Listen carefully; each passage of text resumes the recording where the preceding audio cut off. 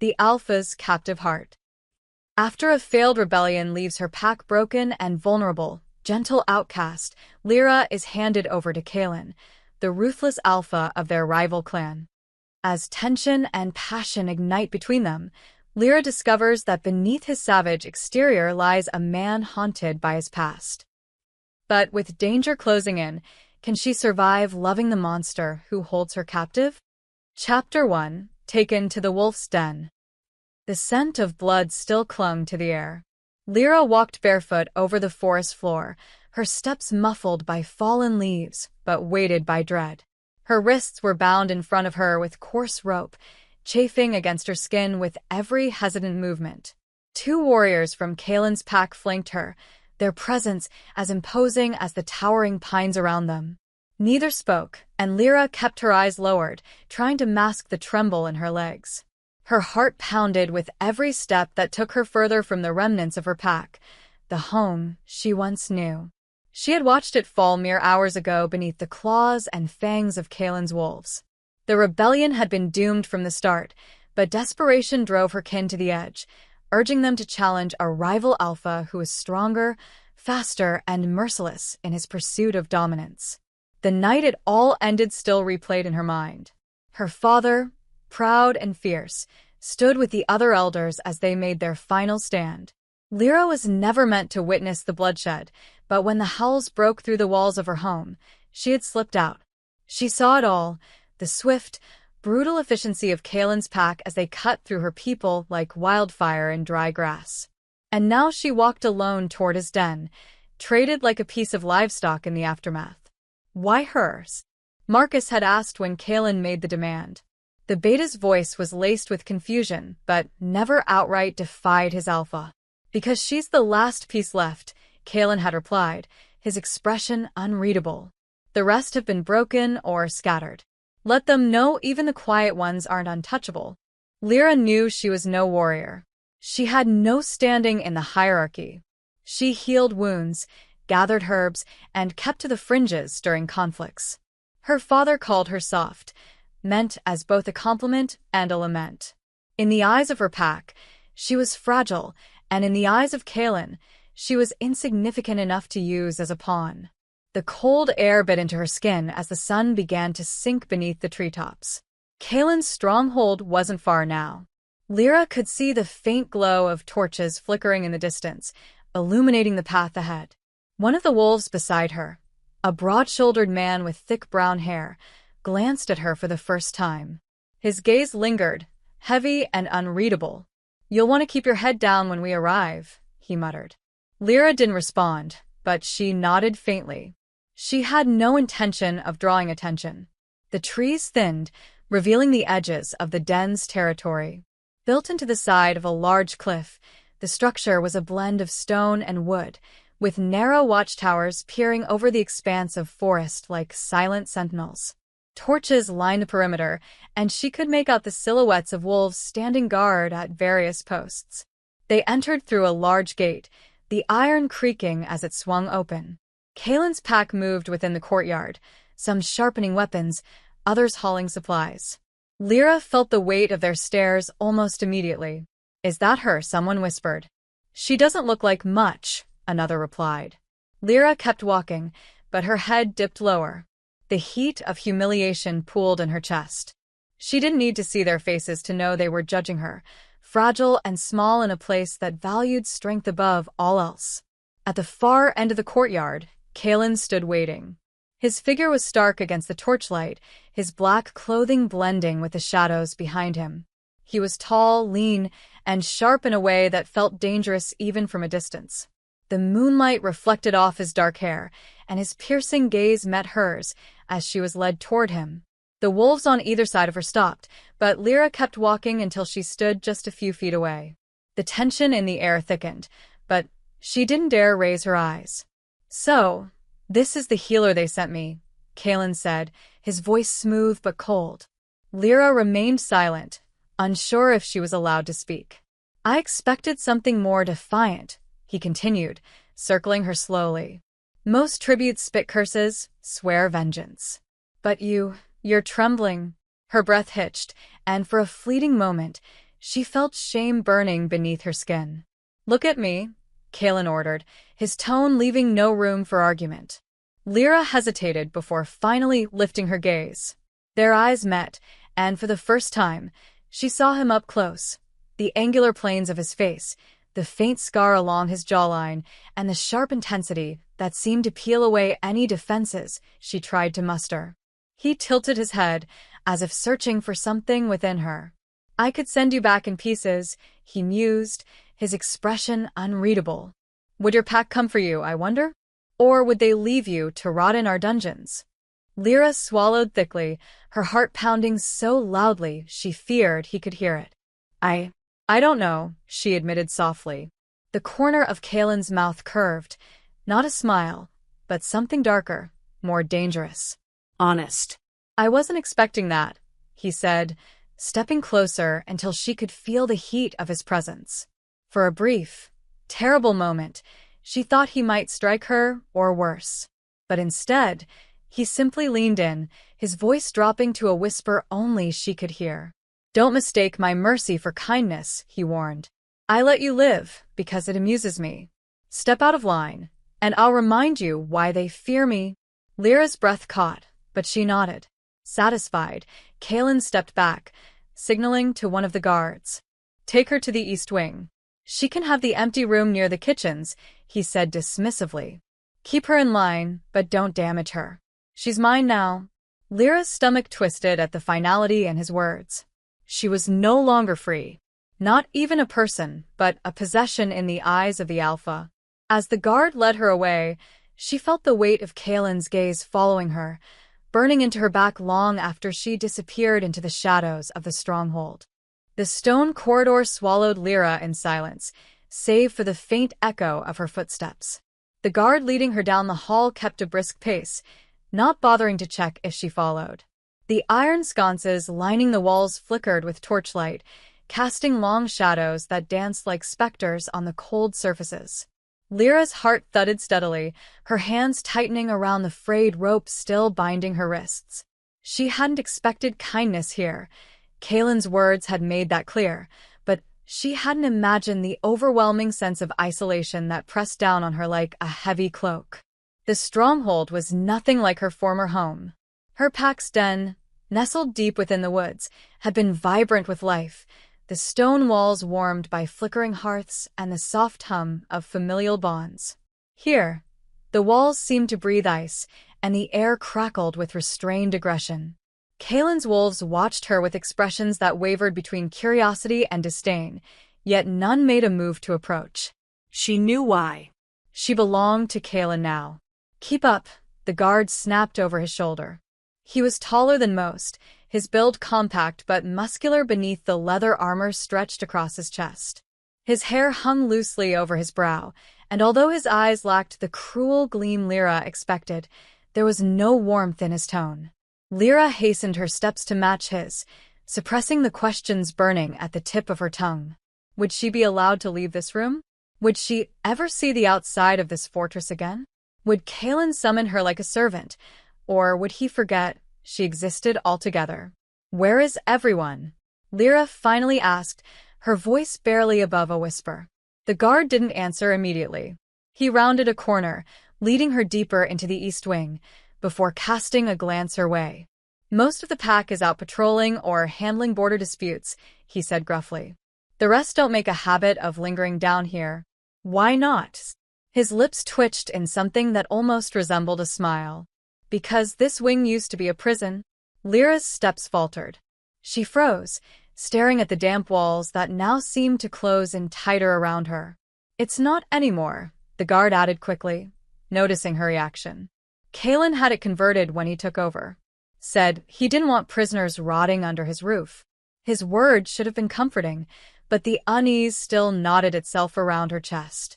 A few moments later, the guard stopped outside a weathered wooden door. He pulled out a ring of keys, selecting one before sliding it into the lock.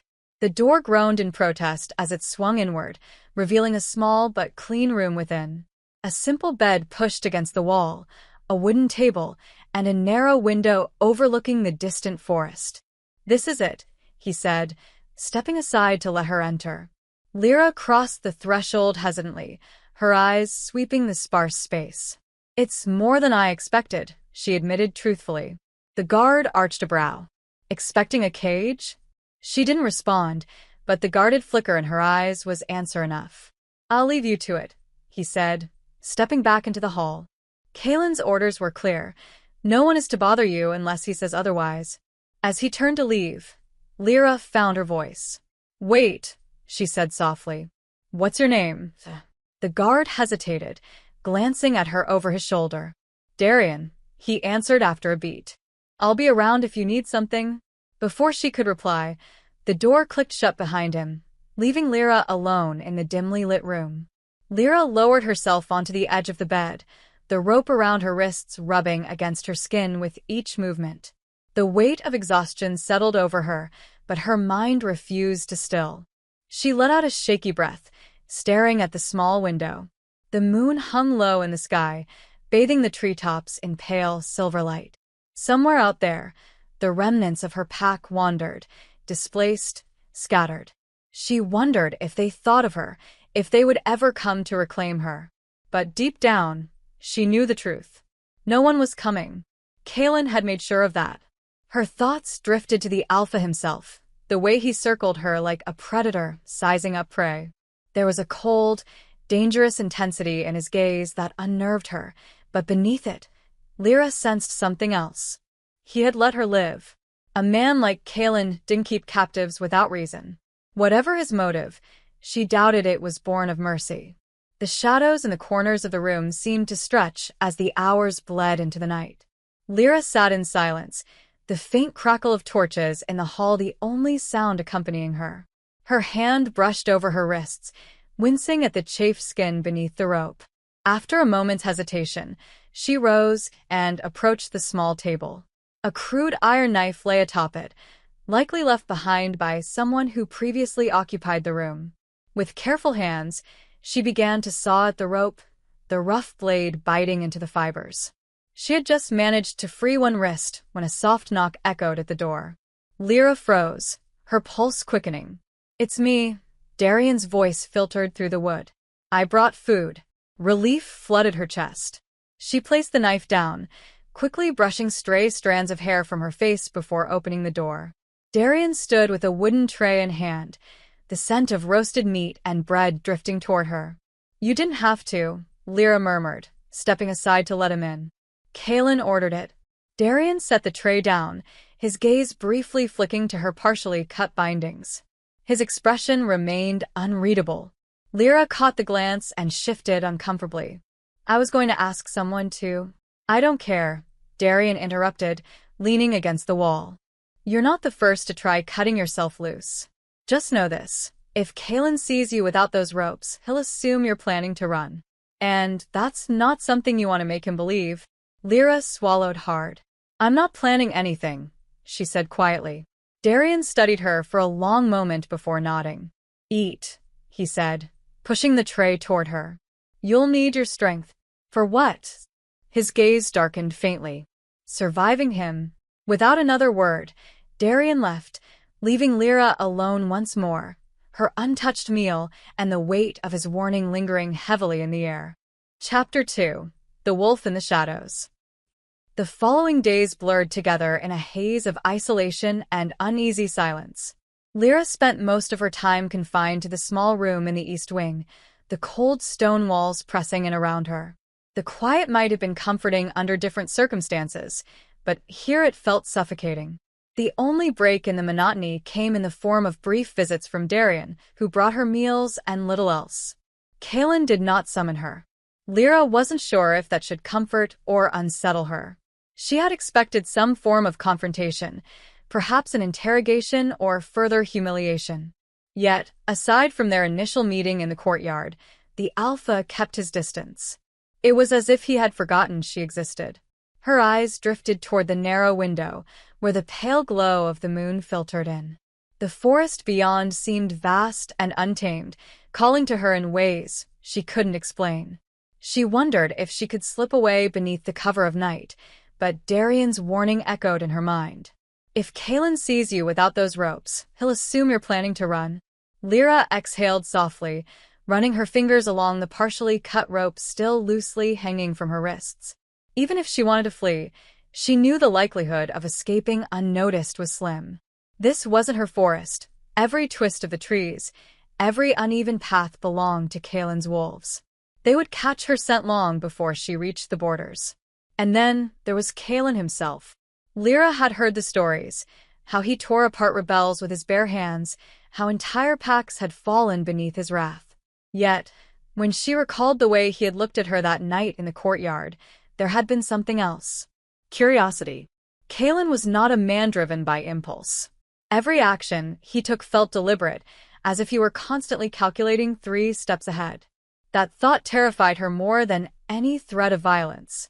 A faint knock at the door pulled her from her thoughts. She stiffened, expecting Darian's familiar voice. But instead, the door creaked open without invitation. Kaelin stood in the doorway. Lyra immediately rose to her feet, unsure of the proper etiquette. Her heart hammered as she lowered her gaze, gripping the edge of the wooden table for support. The Alpha's presence filled the room like a storm cloud rolling in, suffocating in its intensity. He leaned casually against the frame, arms crossed over his chest as he regarded her with those piercing eyes. "You've been quiet," Kaelin remarked, his voice low and smooth. Lyra swallowed, unsure if he expected a response. "I wasn't sure if I was allowed to roam," she admitted carefully. Kaelin arched a brow, stepping further into the room. "Smart," he said. "But not why I'm here." Lyra's stomach twisted in anticipation. "I have a proposition," Kaelin continued, circling the small space like a wolf stalking prey. "Your people tried to overthrow me, and while I crushed their rebellion, there are still loose ends that need tying." Lyra stiffened, dread pooling in her chest.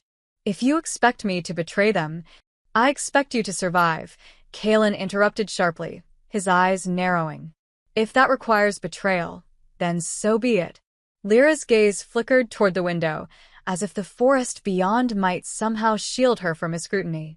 "What do you want from me?" she asked softly. Kaelin stopped mere inches away, his presence overwhelming. "I want to know why they trusted you," he said, tilting his head as if inspecting her. "Your father led that rebellion, and yet they offered you to me without hesitation." Lyra's breath caught in her throat. They didn't have a choice," she whispered. Kaelin's gaze lingered, and for a brief moment, Lyra thought she saw something flicker beneath the surface, something almost human. But it was gone as quickly as it came. "You may not see it yet," Kaelin said, his voice dropping to a near growl. "But you're valuable, Lyra." "More than you realize." His words left her cold. Kaelin stepped back, as if satisfied with the tension he had created. "You can leave this room," he announced abruptly.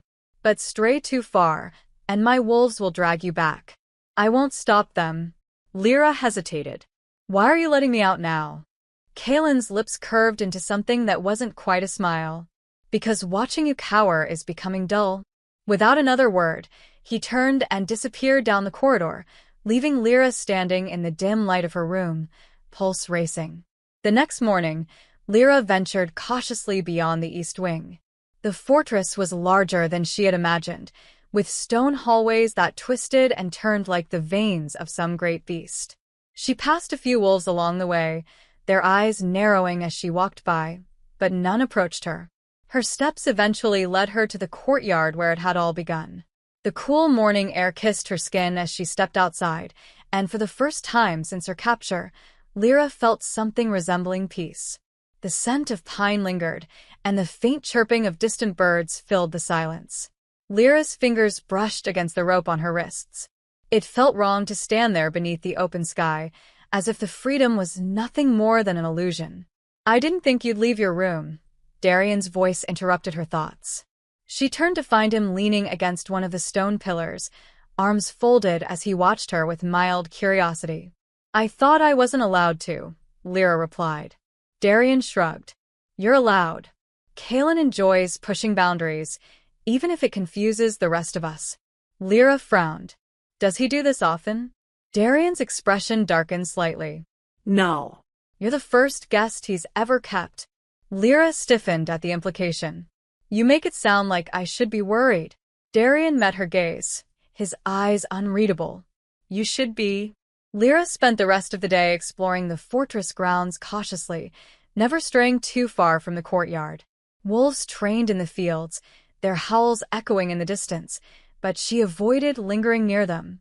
As evening approached, Lyra returned to her room, expecting the silence to swallow her once again. But Kalen was waiting inside. He sat at the table, his sharp gaze fixing on her the moment she entered. "You're not as fragile as I thought," he remarked. Lyra's hands tightened around the doorframe. "I'm not fragile," she said quietly. Kalen's lips twitched. "Good," he said. "Because fragile things tend to break around me." Lyra's pulse quickened as Kalen's words lingered in the air. The small room suddenly felt even smaller with him occupying the space, his presence heavy and unmistakable. He hadn't moved from the chair, one arm resting casually along the table's edge, yet every fiber of his being radiated dominance. Lyra hesitated near the door, unsure whether to step further inside or retreat. Her hand hovered over the doorframe, fingers curling tightly around the rough wood as if it could somehow shield her from the growing tension. But Kalen's eyes locked onto hers, sharp and unrelenting, making it clear that escape wasn't an option. "I didn't expect to find you here," Lyra said softly, treading carefully around the undercurrent in his tone. Kalen's gaze narrowed, the faintest flicker of amusement dancing in his otherwise cold expression. "I wanted to see how far you'd go." Lyra frowned. "I wasn't trying to go anywhere." "Not yet," Kalen replied smoothly. "But you will. They always do." A chill crept down her spine. "I don't plan to run," she said firmly. "Everyone plans to stay until they see the monster." Lyra's eyes softened slightly as she studied him. There was something behind those words, something hidden beneath the carefully constructed walls Kalen wore like armor. "I don't think you're the monster you pretend to be," Lyra murmured. The room grew eerily quiet, as if the very walls held their breath. Kalen's gaze darkened, his jaw tightening. For the briefest moment, she thought she had crossed some invisible line, but instead of anger, Kalen leaned forward, steepling his fingers beneath his chin. "You're either brave or foolish," he said, his voice dangerously low. "Maybe both." Lyra lowered her gaze, swallowing the knot forming in her throat. "Or maybe I'm just honest," she replied carefully. Silence stretched between them, and for a fleeting moment, Lyra wondered if he would dismiss her. But instead, Kalen rose from the chair in a slow, fluid motion, his boots making soft echoes against the stone floor. He crossed the room until he stood directly before her, looming in the narrow space between them. "Tell me, Lyra," he murmured, his voice dropping like a whisper of wind against her skin. "Do you know what happens to prey when it lingers too long in the wolf's den?" Lyra's heart raced, but she forced herself to hold his gaze. "The prey either runs," she began softly, "or learns to live among the wolves." Kalen's eyes flickered with something unreadable, but instead of responding, he stepped back, granting her the smallest reprieve. "You'll have the chance to prove that," he said, his tone neutral once more. "Tomorrow, I want you to come to the courtyard." Lyra's brow furrowed. "Why?" Kalen smiled faintly, but it wasn't comforting. "Because I need to know if you belong here, or if I should have left you with the rebels." The weight of his words pressed heavily on her chest. "What if I don't pass your test?" Lyra asked, her voice barely above a whisper. Kalen's gaze lingered on her for a long moment.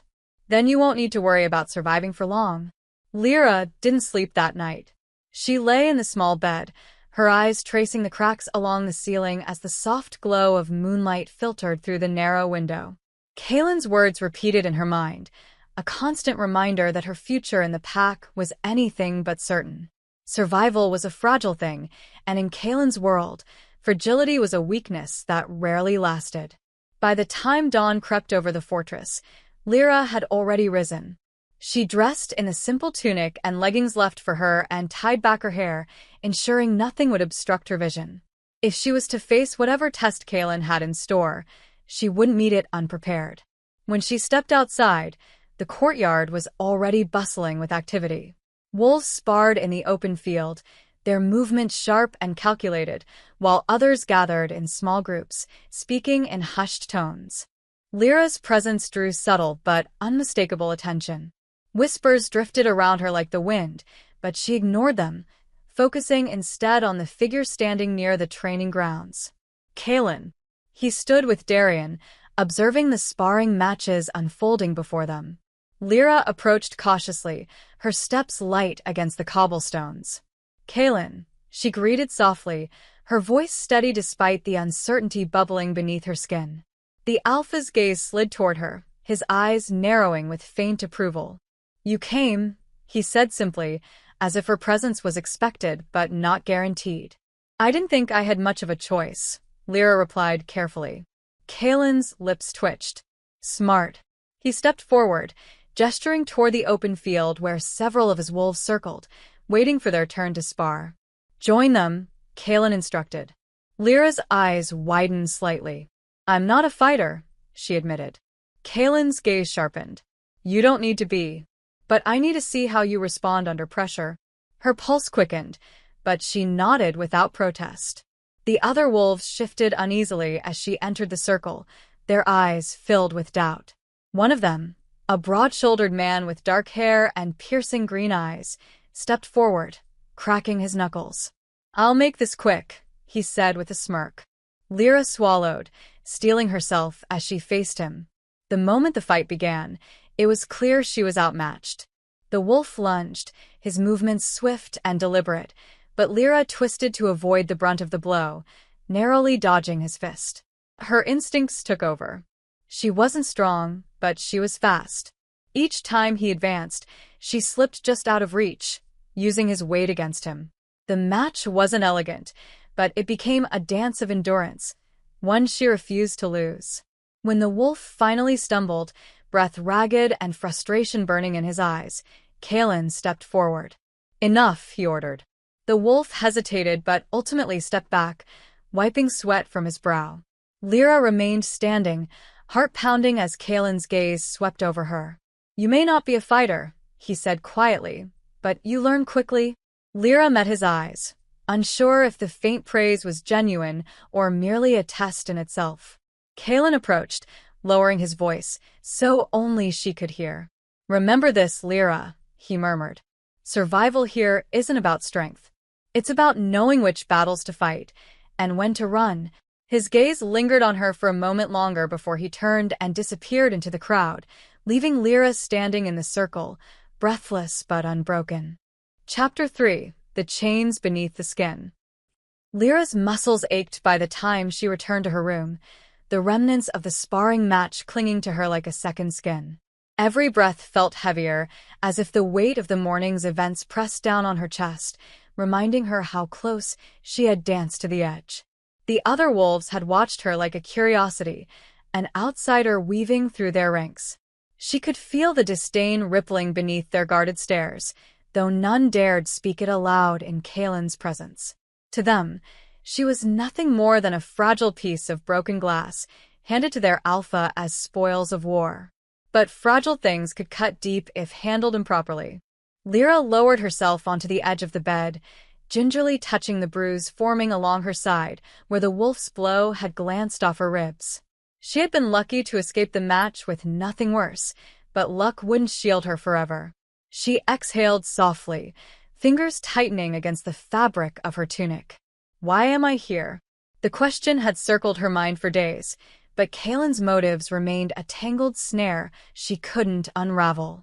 Keeping her alive served no political purpose. Her pack had already been shattered, their rebellion quelled. She held no power, no leverage that might sway an alpha's decisions. And yet, Kalen watched her as if expecting something more, something she couldn't yet see. A soft knock at the door broke her from her thoughts. Lyra rose cautiously, cracking the door open just enough to meet Darian's gaze. He leaned against the frame, arms crossed casually over his chest. Relax, he said, catching the wariness in her eyes. I'm not here to drag you into another fight. Lyra opened the door fully, stepping aside to let him in. I didn't think you were, she admitted, though the tension in her shoulders hadn't fully eased. Darian surveyed the room briefly before his eyes settled on her bruised ribs. "I see the morning wasn't entirely kind to you," he remarked, arching a brow. Lyra shrugged. "I'm still standing. Barely." Darian smirked, though his tone carried the faintest trace of approval. Lyra sank back onto the bed, resting her hands on her lap. "Why did he make me fight?" Darian's expression shifted, the light humor fading into something heavier. "Kalen doesn't keep people around without reason," he said simply. "He wanted to see if you'd break. And if I had?" Darian met her gaze, his eyes darkening slightly. "Then you wouldn't be having this conversation." The weight of his words settled between them like a stone. "I know it doesn't make sense," Darian continued, sensing her unspoken question. "Kalen's not the type to take prisoners, let alone keep them under his protection." Lyra frowned. "Protection? Is that what this is?" Darian's lips curved faintly, but there was no humor in the gesture. "You may not see it, but keeping you here, under his watch, is safer than leaving you out there." His gaze drifted toward the window, where the dark line of the forest stretched endlessly beyond the stronghold's walls. "The others," Lyra said carefully, "they don't seem to share his views." "They don't," Darian admitted. "To them, you're just another reminder of the rebellion. The longer you're here, the more restless they'll become." Lyra's stomach twisted uneasily. "Then why not send me away?" Darian hesitated, his jaw tightening slightly before he answered. "Because Kalen sees something in you," he said quietly. "And whether you realize it or not, that makes you valuable." Lyra's fingers instinctively brushed over the faint rope burns still lining her wrists. "I'm not sure if that's comforting," she murmured. "It shouldn't be." Darian's voice softened, but his eyes remained sharp. "Stay out of their way," he advised. "The others might not act while Kalen's watching, but if you give them a reason, they won't hesitate." Lyra met his gaze, nodding faintly. "I'll be careful." Darian lingered a moment longer before pushing away from the wall. "Good," he said, stepping toward the door. "Because if you're not, even Kalen won't save you from them." The door closed softly behind him, but the echo of his warning lingered long after his footsteps faded down the corridor. By the time the sun dipped below the horizon, Lyra had memorized nearly every crack and crevice in the stone walls. Her mind churned with unrelenting questions, each one circling back to the same inevitable conclusion. Survival here wasn't just about keeping her head down. It was about understanding the power that flowed through this fortress. And Kalen held all of it in his hands. Nightfall blanketed the stronghold in cold silence. Lyra lay beneath the thin blanket, eyes half-lidded as the faint flicker of torchlight seeped beneath the cracks of her door. The air carried the distant howls of wolves patrolling the outer perimeter, but within the fortress walls, everything remained still. Until it wasn't. The soft creak of her door sent a jolt through her chest. Lyra's body stiffened, her fingers curling instinctively around the handle of the small iron knife she kept beneath the pillow, a habit born from necessity rather than paranoia. The door opened just enough to reveal Kalen's silhouette. His eyes gleamed faintly in the dim light, catching the faint sliver of the moon through her window. "You're awake," Kalen said, his voice cutting through the silence like a blade. Lyra sat up slowly, keeping the knife hidden beneath the blanket. "I couldn't sleep," she admitted carefully. Kalen's gaze drifted over her, lingering for a heartbeat longer than necessary before he stepped inside, closing the door behind him. "Walk with me," he said, leaving no room for refusal. Lyra hesitated but rose without protest, trailing behind him as they moved through the quiet corridors. The fortress felt different under the cover of darkness, the usual buzz of activity replaced by an eerie stillness. "Where are we going?" Lyra asked softly, her voice barely louder than the sound of her footsteps. Kalen didn't answer immediately. When they emerged into the open courtyard, Lyra's breath caught faintly at the sight before her. The sky stretched wide and endless, the stars scattered like fragments of shattered glass across a canvas of midnight blue. The cool breeze brushed against her skin, carrying with it the faint scent of pine and smoke. "I didn't think you were the type to admire the stars," Lyra said, breaking the silence. Kalen's gaze remained fixed on the horizon. "There are things even an alpha can't control," he murmured. His words hung in the air, weighted with unspoken meaning. Lyra studied him carefully. The rigid lines of his profile softened just enough beneath the moonlight to make him seem almost human. Almost. "Why did you bring me here?" she asked quietly. Kaelin's eyes finally met hers, and for a fleeting moment, she thought she saw something flicker beneath the surface. "Because the strongest chains aren't the ones wrapped around your wrists," Kaelin said, his voice low and deliberate. "They're the ones you don't even know are there." Lyra's breath caught, her heart pounding softly beneath the weight of his words. And as the stars watched silently overhead, she realized that surviving Kaelin's world wasn't just about strength. It was about understanding the chains she wore, and the ones Kaelin kept hidden beneath his skin. The night air was colder than Lyra expected. It slipped beneath the thin fabric of her tunic, making her shiver as she walked beside Kaelin through the fortress courtyard. He moved silently, each step fluid and deliberate, like a shadow gliding over stone. Lyra's footsteps felt clumsy in comparison, the soft scuff of her worn boots a jarring contrast to his practiced grace. The courtyard stretched endlessly beneath the silver glow of the moon, its emptiness vast and unsettling. In the distance, a torch flickered near the outer walls, but no other signs of life stirred. Kaelin's wolves were either patrolling the borders or sleeping, leaving the two of them alone under the star-scattered sky. Lyra's fingers brushed against the faint rope burns still lingering on her wrist, a reminder of how little time had passed since she arrived. And yet, standing here beneath the open sky, she felt further from her old life than ever before. "Do you know why your pack rebelled against me?" Kaelin's voice cut through the silence, like a blade. Lyra hesitated, her eyes flickering toward his face, but his expression remained unreadable. "They wanted freedom," she answered carefully. "They believed your rule would destroy us." Kaelin's lips curved faintly, but there was no humor in the gesture. "Freedom," he repeated, the word tasting bitter on his tongue. "Your father thought freedom meant defying me." Lyra's chest tightened at the mention of her father. "He thought he was protecting us," she said softly. Kaelin stopped walking, turning to face her fully.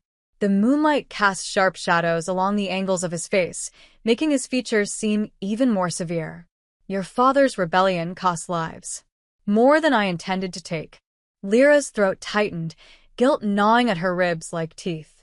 "I know," she admitted, lowering her gaze. "But he wasn't cruel. He was desperate," Kaelin interrupted, his voice calm but firm. "And desperate men make dangerous choices." Lyra swallowed hard, the weight of his words pressing against her chest. "I didn't come here to remind you of what's already lost," Kaelin said, his gaze softening, if only slightly. "I brought you here because the people you left behind aren't finished. There are whispers of another rebellion forming, this time without your father's hand to guide them." Lyra's breath caught in her throat. "What?" Kaelin's eyes gleamed beneath the pale light, cold and sharp like the edge of a blade. "They haven't given up," he continued, watching her carefully. "And if they rise again, I'll have no choice but to crush them. Thoroughly." Lyra's heart pounded, the ground beneath her feet feeling suddenly unsteady. "My pack is broken," she whispered. "They wouldn't." "They would," Kaelin interrupted, stepping closer. His presence loomed, heavy and unrelenting. "War breeds resentment, and resentment festers. You know this as well as I do." Lyra clenched her fists at her sides, struggling to steady her breathing. "What do you want me to do?" she asked, her voice barely louder than the wind. Kaelin's gaze didn't waver. "Stay close," he said simply. "I need someone who understands them, someone they might still trust." Lyra's brows furrowed in confusion. "You think they'll listen to me?" Kaelin's expression darkened faintly, as if the idea left a bitter taste in his mouth. "They may not listen, but they'll watch. And that's enough." Lyra's skin prickled under his stare, an unsettling realization settling in her chest. "You're using me," she said quietly. Kaelin didn't deny it. "I'm keeping you alive," he replied without hesitation. "Consider that whatever you like." The cold truth of his words cut deeper than Lyra expected. "You said survival isn't about strength," she murmured, meeting his gaze. It's about knowing when to fight and when to run. Kalen stepped closer, his shadow stretching long beneath the moon. Then learn when to stand still, he said softly, his eyes glinting with dangerous intent. Lyra swallowed hard, the intensity in his gaze pinning her in place like a blade pressed to her throat. "Why are you doing this?" she asked, her voice barely audible. Kalen studied her for a long moment, as if weighing how much to reveal. "Because power isn't always taken by force," he replied. "Sometimes, it slips quietly into the hands of the one no one sees coming." Lyra's breath hitched, the implication behind his words lingering in the cold air between them. By the time they returned to the East Wing, the fortress had sunk into complete stillness. Kalen led her down the corridor in silence, but just as they reached her room, he paused, resting his hand lightly on the doorframe. "You'll join me tomorrow," he said, his tone leaving no room for argument. "For what?" Lyra asked cautiously.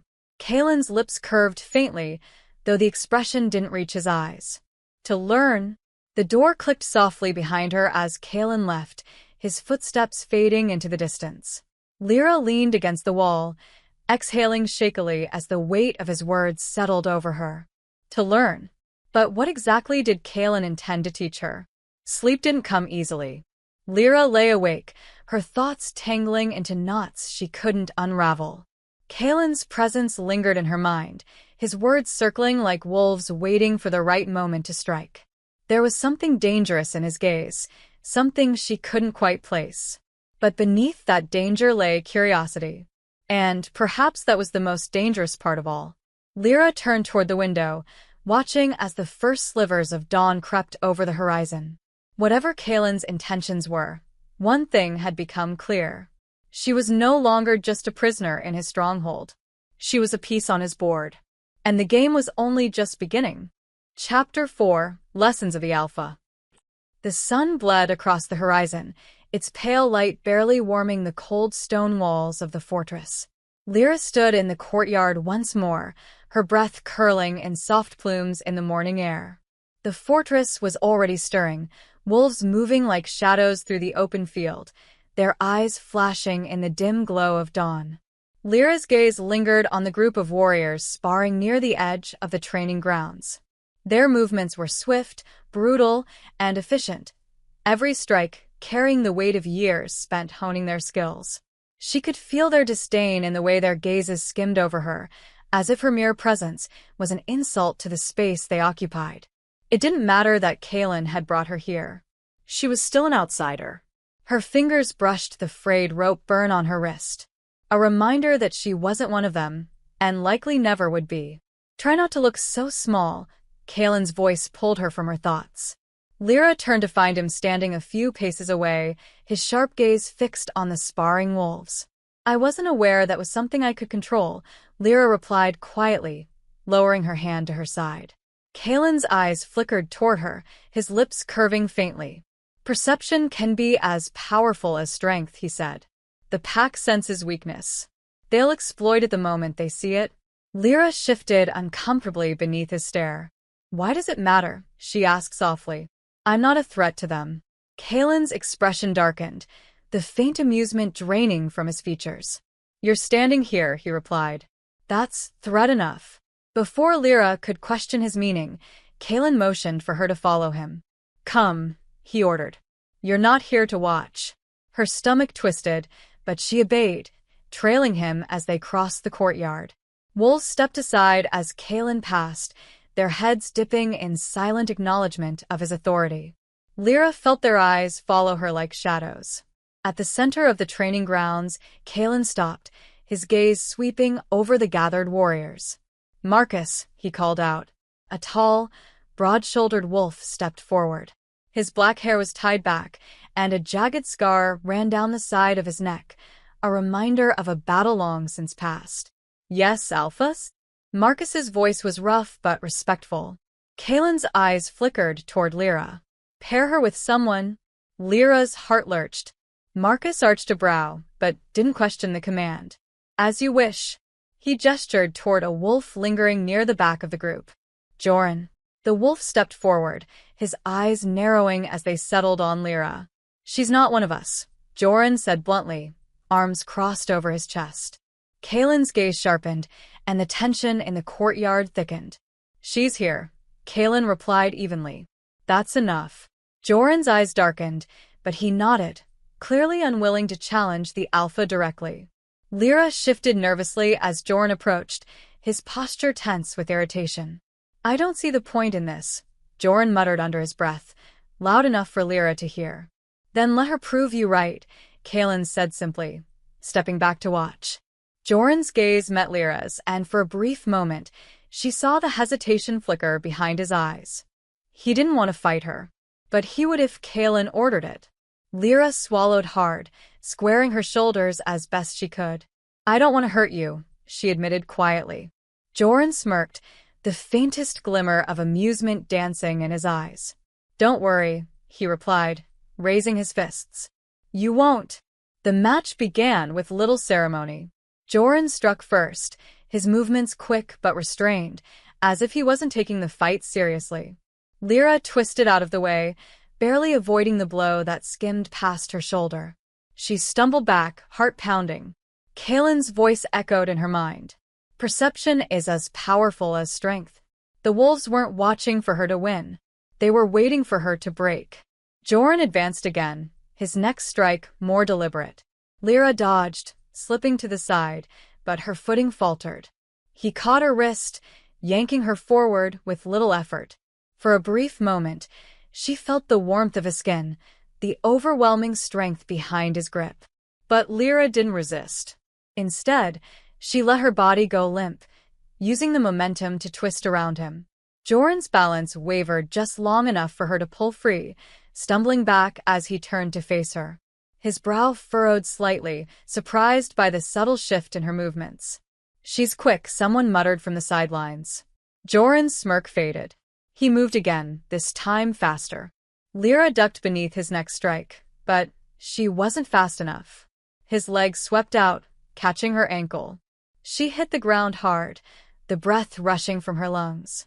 Joran pinned her, his knee pressing into her back. Yield, he ordered, his tone flat. Lyra gritted her teeth, struggling beneath him, but it was useless. Yield, he repeated. Lyra's fists clenched against the dirt. The other wolves were watching. Survival isn't about strength. It's about knowing which battles to fight and when to run. I yield, she whispered. Joran released her immediately, stepping back as Lyra rose shakily to her feet. The courtyard fell into silence, save for the faint rustle of wind through the trees. Kaelin's gaze lingered on her, unreadable. She learns, he said softly, though it was unclear if he was speaking to her or himself. Lyra wiped the dirt from her palms, swallowing the bitter taste of defeat. But she hadn't broken, and perhaps that was enough. As the training session ended, Lyra lingered near the edge of the courtyard, watching as the wolves dispersed. Joran approached her, his expression softer than before. You did better than I expected, he admitted. Lyra offered a faint smile. That makes one of us. Joran chuckled. You'll survive. As he walked away, Lyra felt Kaelin's presence beside her once more. You yielded, he observed. Lyra glanced at him, unsure if the remark carried judgment or approval. You said survival wasn't about strength, she replied carefully. Kaelin's eyes narrowed faintly, but the corner of his mouth twitched in the smallest of smiles. Good, he murmured. Because you'll need more than strength to survive what's coming. The courtyard emptied slowly, the pack dissolving into the fortress, like shadows retreating with the fading light. Lyra remained where she stood, her gaze following Joran as he disappeared through the arched doorway leading to the main hall. The ache in her ribs throbbed in time with her heartbeat, a reminder of how easily Joran had bested her. She had yielded, but it felt less like a victory of survival and more like the sting of defeat. Kaelin hadn't moved from his spot. He watched her quietly, his gaze as sharp and unforgiving as the blade strapped to his hip. Lyra met his eyes, forcing herself not to look away. You're disappointed, he said, reading the tension in her stance. Lyra exhaled slowly. I thought I could do better. Kaelin's lips curled slightly at the corners, more smirk than smile. You expected to win? No, she admitted. But I thought I'd last longer. Kalen crossed his arms, studying her with a mix of curiosity and calculation. Endurance is important, but knowing when to fall is just as valuable. Lyra's brow furrowed. That feels like a convenient way to explain losing.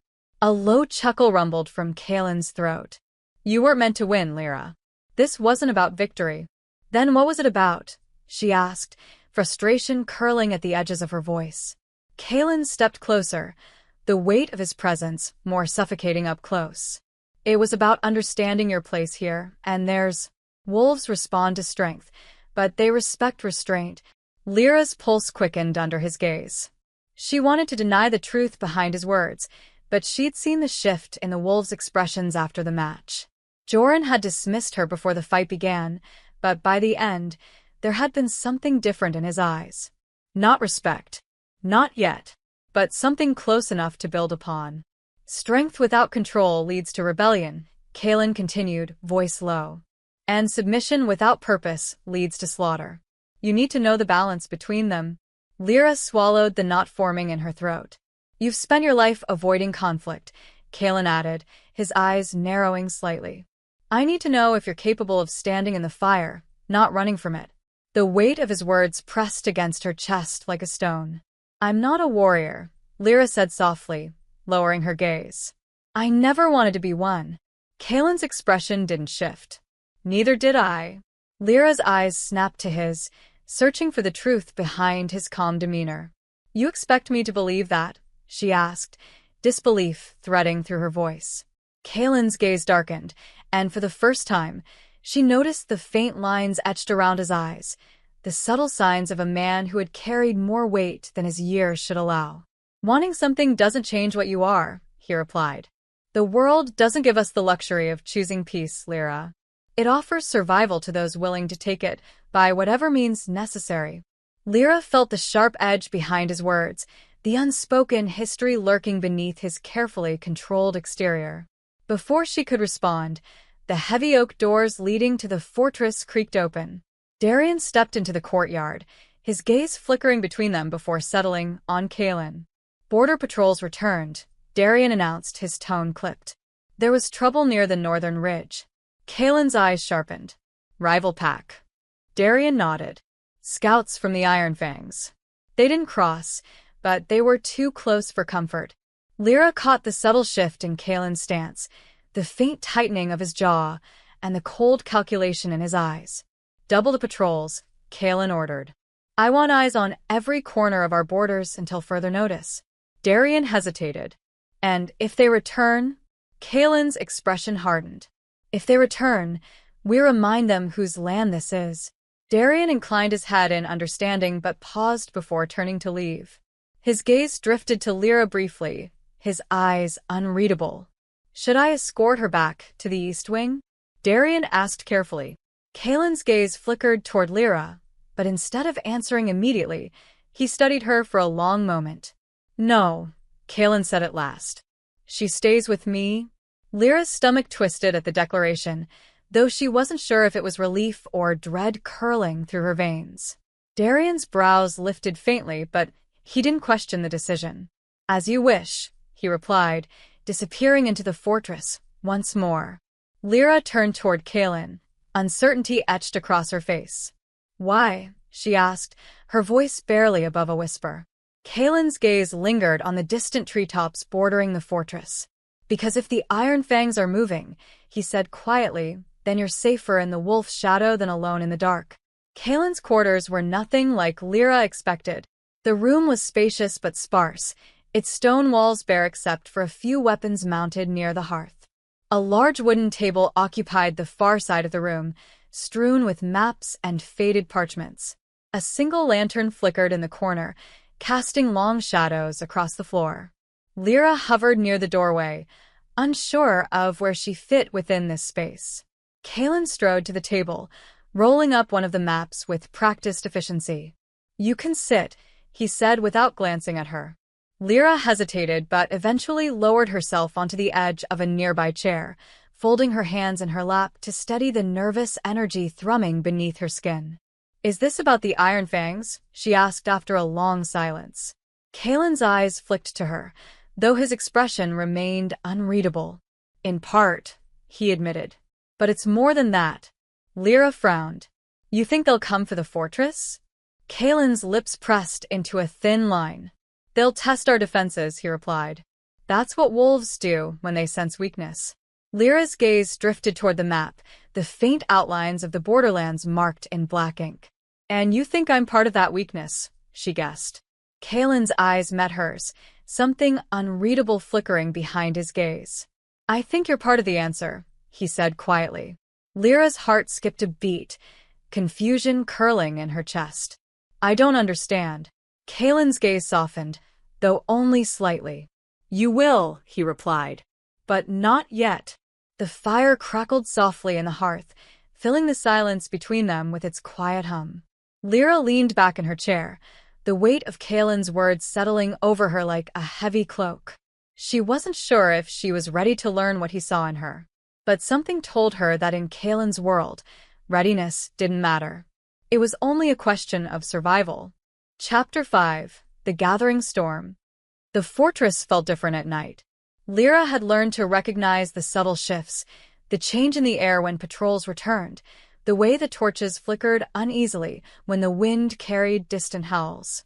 But tonight, the silence felt heavier, as if the walls were holding their breath. Kalen hadn't spoken much after Darian left. He kept to the far end of the room, poring over the maps stretched across his table. The flickering lantern illuminated the hard lines of his face, casting shadows beneath his eyes that made him look even more dangerous than usual. Lyra sat by the fire, drawing her knees to her chest as she watched him. The crackling flames were the only thing breaking the silence between them, but Lyra didn't mind. She found a strange sort of comfort in the quiet. For all his ruthlessness, Kalen wasn't the constant storm she had expected. He wasn't cruel without reason. If anything, his restraint unsettled her more than his threats. You're staring, Kalen said without looking up. Lyra blinked, startled out of her thoughts. I wasn't. You were, he interrupted smoothly, rolling up another map with careful precision. If you have something to ask, do it. I don't like wasting time. Lyra hesitated, shifting in her chair. You said I'm part of the answer, she began softly. What did you mean by that? Kalen glanced at her, his eyes flickering with something she couldn't place. Your reminder, he replied, leaning against the table with his arms crossed. Your presence makes them uneasy. They see you and remember the rebellion. That fear keeps them in line. Lyra's stomach twisted. I don't want to be a reminder, she whispered. Kalen's gaze darkened. It doesn't matter what you want, he said, voice low but firm. You don't get to choose how others see you. You either use it or it uses you. Lyra looked away, her fingers tightening around the edges of her sleeves. I'm not like you, she murmured, more to herself than to him. Kalen's sharp gaze lingered on her for a long moment before he spoke. Not yet. The weight of his words settled heavily between them, but before Lyra could respond, a knock echoed at the door. Darian entered without waiting for permission. There's news, Darian said, his eyes flicking briefly to Lyra before focusing on Kalen. Kalen straightened, his demeanor shifting instantly. From the northern border? Darian nodded. The scouts found tracks leading toward the ridge, Iron Fangs for sure. They're watching us. Lyra's heart tightened. They haven't crossed? Kalen asked, his voice calm but colder now. Not yet, Darian replied. But they will. Sooner rather than later. Kalen's jaw tightened as he pushed away from the table, rolling his shoulders as if preparing for battle. Double the night patrols, Kalen ordered. I want every possible entrance covered. If they set 1 foot on our land, I want to know about it. Darian inclined his head. And if they do cross? Kalen's eyes darkened. We'll deal with them the same way we dealt with the last pack that tried. Darian didn't press further. As he turned to leave, his gaze lingered on Lyra once more, as if measuring her. Lyra forced herself to meet his stare, unwilling to shrink beneath it. When Darian finally left, Kalen crossed the room, retrieving the long dagger strapped to the wall near the hearth. You should get some rest, he said, his tone less harsh but still distant. Lyra watched him carefully. You don't trust them, she said quietly. Kaelin's hand stilled on the hilt of his weapon. No, he admitted. I don't. The fire crackled softly between them, filling the space left by his words.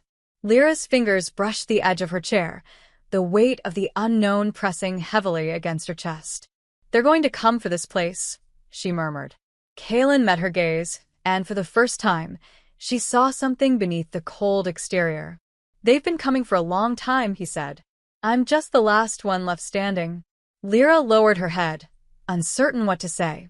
In the quiet, she realized that Kaelin wasn't just guarding the fortress. He was guarding himself. And for reasons she didn't yet understand, he had decided to let her stay inside those walls. Lyra didn't sleep that night. Instead, she lay awake in the small chamber Kaelin had offered her, listening to the distant footsteps of wolves patrolling outside. The fortress never truly rested, not with the iron fangs lurking beyond the borders. The heavy wooden door remained unlocked, but even if she wanted to leave, she wouldn't dare. Kaelin's words echoed in her mind. You either use it or it uses you. Lyra wasn't sure which option terrified her more. She drifted into a restless half-sleep as the stars faded beyond the distant mountains. The morning came abruptly, sunlight streaming through the narrow window above her bed. Lyra dressed quickly, braiding her hair out of her face before stepping into the corridor. The fortress buzzed with energy, wolves sharpening weapons, hauling supplies, and reinforcing the perimeter. She found Kaelin near the outer walls, speaking quietly with Darian as they surveyed the distant ridgeline. Lyra approached cautiously, her steps light against the stone. They're still out there, she asked softly. Kaelin glanced at her. Yes, he replied. Why haven't they attacked yet? Darian smirked faintly, though his eyes remained serious. They're waiting for the right moment, he said. Testing our defenses. If they find a weakness, they'll exploit it. Lyra shivered at the thought. And if they don't find one, she asked. Kaelin's gaze sharpened, the faintest edge of a smirk tugging at his lips. Then they'll make one. Lyra's heart pounded harder in her chest. The iron fangs weren't just wolves looking for land. They were predators circling prey. And Kaelin's fortress was the prize. By midday, the patrols returned, reporting no further movement along the borders. But the tension in the fortress didn't ease. Lyra could feel it in the air, heavy and suffocating. Kaelin stood near the watchtower as the sun dipped below the horizon once more. Lyra approached him carefully, unsure if her presence would be welcome. You think they'll attack tonight, she said, more of a statement than a question. Kaelin didn't answer immediately. When he finally spoke, his voice was softer than she expected. I think they're waiting for someone to make a mistake. Lyra's gaze lingered on him, and for the first time, she realized the weight he carried wasn't just for himself. It was for the entire pack. And for reasons she didn't yet understand, that weight now included her. The moon rose slowly, casting silver light over the fortress walls. The courtyard below was empty, save for the guards pacing along the perimeter. Lyra watched from the second-floor balcony, her arms wrapped tightly around herself as the cold wind tugged at her hair. Kaelin stood farther down the walkway, his silhouette carved against the pale glow of the moon. He leaned against the stone railing, eyes fixed on the dark expanse of the forest stretching beyond the outer gates. His posture was relaxed, but Lyra wasn't fooled. Every muscle in his body seemed coiled, ready to strike at the first sign of movement. For the past hour, neither of them had spoken. The weight of the Iron Fang's presence lingered, thick as smoke in the air between them. Lyra finally broke the silence. Have you fought them before? She asked softly, her voice carrying over the wind. Kaelin's gaze didn't waver from the treetops. More than once. She hesitated. And you survived every time? A faint smirk tugged at the corner of his mouth, though it didn't reach his eyes. I'm still standing, aren't I? Lyra didn't laugh. There was something unsettling in his tone, an undercurrent of bitterness that made her stomach twist. Why do they want this place so badly, she pressed. There are other lands, other territories. Kaelin's expression darkened. Wolves like them don't care about land. They care about power. And taking what isn't theirs. His gaze finally flickered toward her, sharp as a blade beneath the moonlight. They see weakness here. Lyra's heart pounded softly in her chest. Is theirs? Kaelin didn't answer right away. He studied her carefully, as if weighing how much to reveal. Not yet, he said at last. But they think there is. Lyra shifted uncomfortably beneath his stare. She wasn't naive. She knew she was part of the reason the Ironfangs believed Kaelin's pack vulnerable.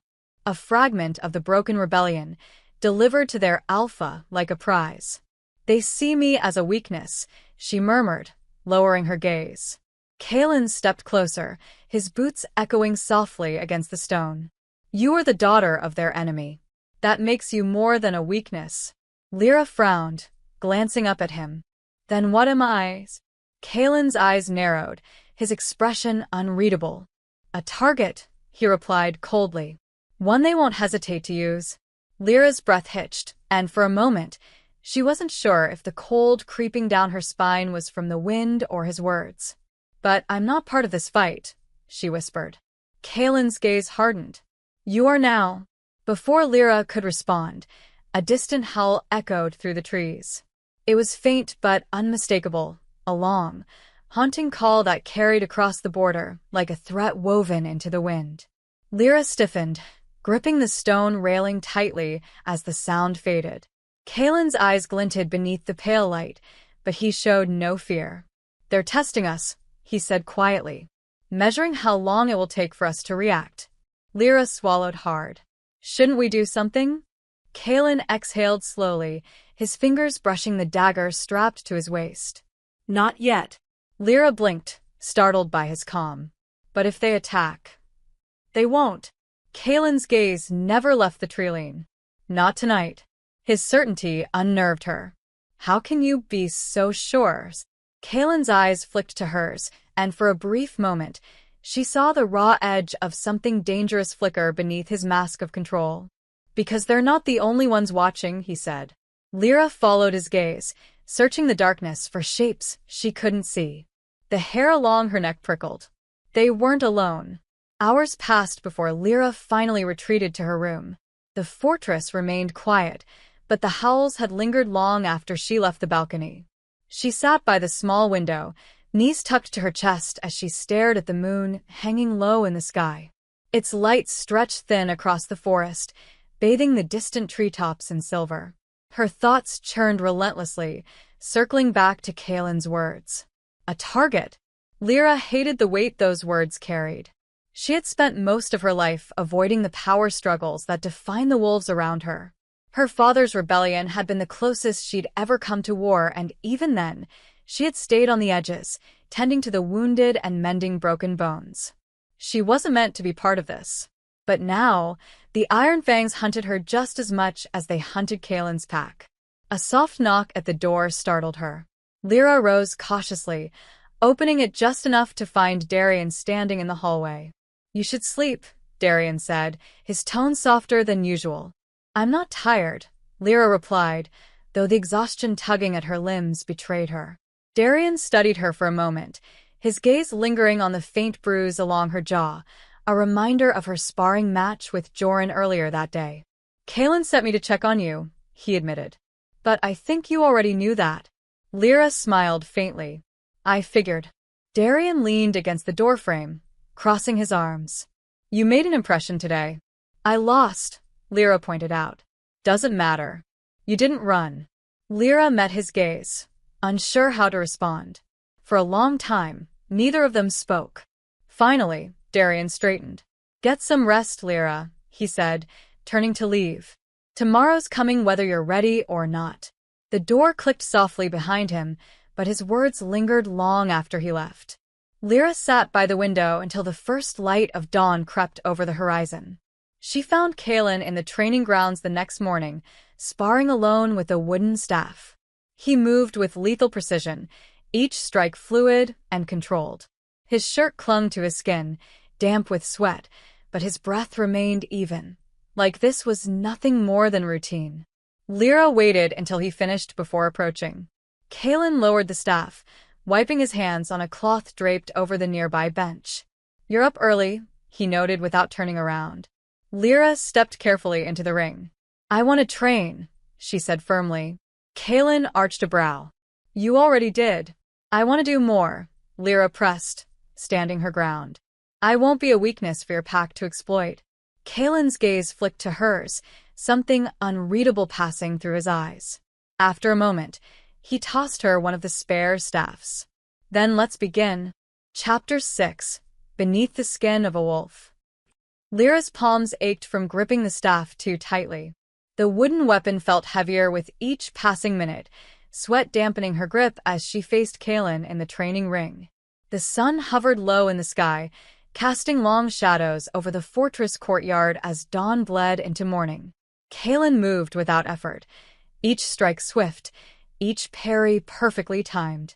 He circled her like a predator playing with its prey, watching for weakness. And Lyra knew she was full of them.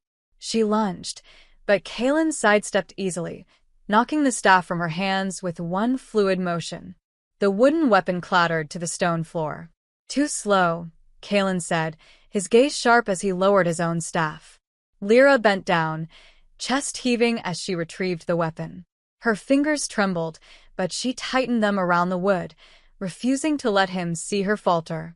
"I'm trying," she said through gritted teeth. "You're thinking," Kaelin replied, twirling the staff lazily between his fingers. "That's the problem. A wolf doesn't stop to think mid-hunt. It moves." Instinct. Reflex. Lyra straightened, leveling her gaze at him. "I'm not a wolf," she said quietly. Kaelin's eyes narrowed, his lips curving faintly. "You will be by the time I'm finished with you." Before Lyra could respond, Kaelin surged forward, his staff sweeping toward her ribs. She twisted at the last second, barely dodging the strike. Her heart hammered wildly in her chest as she stumbled backward, raising her weapon in defense. Kaelin didn't relent.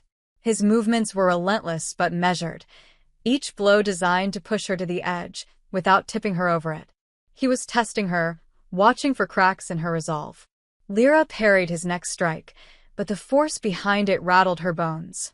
She dug her heels into the stone, gritting her teeth as Kaelin bore down on her. "You hesitate," Kaelin growled, driving her further toward the edge of the ring. "That's what will kill you." Lyra's breath hitched as her back brushed against the cold stone wall of the courtyard. Kaelin pressed the staff against her collarbone, pinning her in place. Her eyes met his, fire flickering beneath her gaze.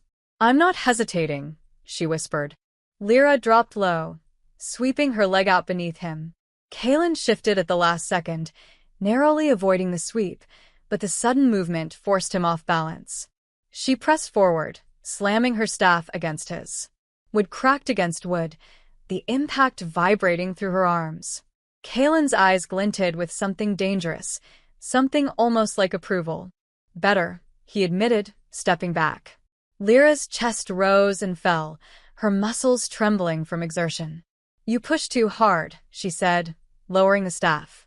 Kaelin tilted his head, his gaze lingering on her. "Because the ones coming for you won't hold back." Lyra swallowed hard, brushing sweat from her brow. "Is that what this is about?" she asked.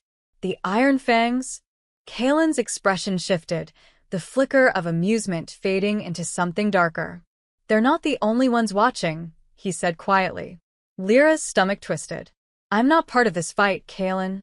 His gaze snapped to hers, sharp and unyielding. "You are now," he replied. "Whether you want to be or not." The courtyard emptied slowly after training ended. Wolves dispersed to their tasks, leaving Lyra alone beneath the watchful gaze of the fortress walls. Her body ached, but she forced herself to remain upright, unwilling to show weakness. She turned toward the stone archway leading to the fortress interior when a voice cut through the air. "You're improving?" Lyra glanced over her shoulder to find Darian leaning against the wall, arms crossed casually over his chest. "Barely," she replied, exhaling softly. Darian smirked. "You lasted longer than Joran expected." Lyra arched a brow. "Is that supposed to be comforting?" Darian pushed off the wall, falling into step beside her as she made her way toward the east wing. "It means they're watching," he said. And that's not a bad thing. Lyra frowned. Feels like it is. They don't trust you, Darian admitted. But they're starting to wonder if they should. Lyra glanced at him, sensing the weight behind his words. And what about you? She asked. Do you trust me? Darian met her gaze, his expression unreadable. I think you're still figuring out who you are, he replied. And that's more dangerous than anything else. Lyra's steps slowed as they reached her chamber door. Why? Darian hesitated. Because people who don't know their place are the hardest to control. Lyra's pulse quickened at the implication, but before she could respond, Darian stepped back, nodding toward the door. Rest, he said. You'll need it. Lyra lingered in the hallway for a long moment before finally stepping into the safety of her room. Nightfall brought with it an unsettling quiet. Lyra lay awake beneath the thin blankets, staring at the ceiling as the faint glow of the moon filtered through the small window. Her body ached, but her mind wouldn't still. She thought of Kaelin's words, of the way he watched her like she was something fragile and dangerous all at once. A target. The thought lingered, curling around her like smoke. Before sleep could take her, another sound pierced the silence, soft footsteps just beyond her door. Lyra tensed, her hand slipping beneath the pillow to grip the dagger she kept hidden there. A shadow passed by the small gap beneath the door, pausing just long enough to make her breath catch in her throat. Seconds passed like hours. Then the footsteps retreated, fading down the corridor.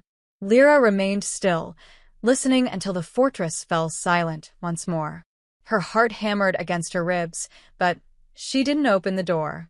Instead, she tightened her grip on the dagger and waited, eyes fixed on the doorway until the first light of dawn crept over the horizon.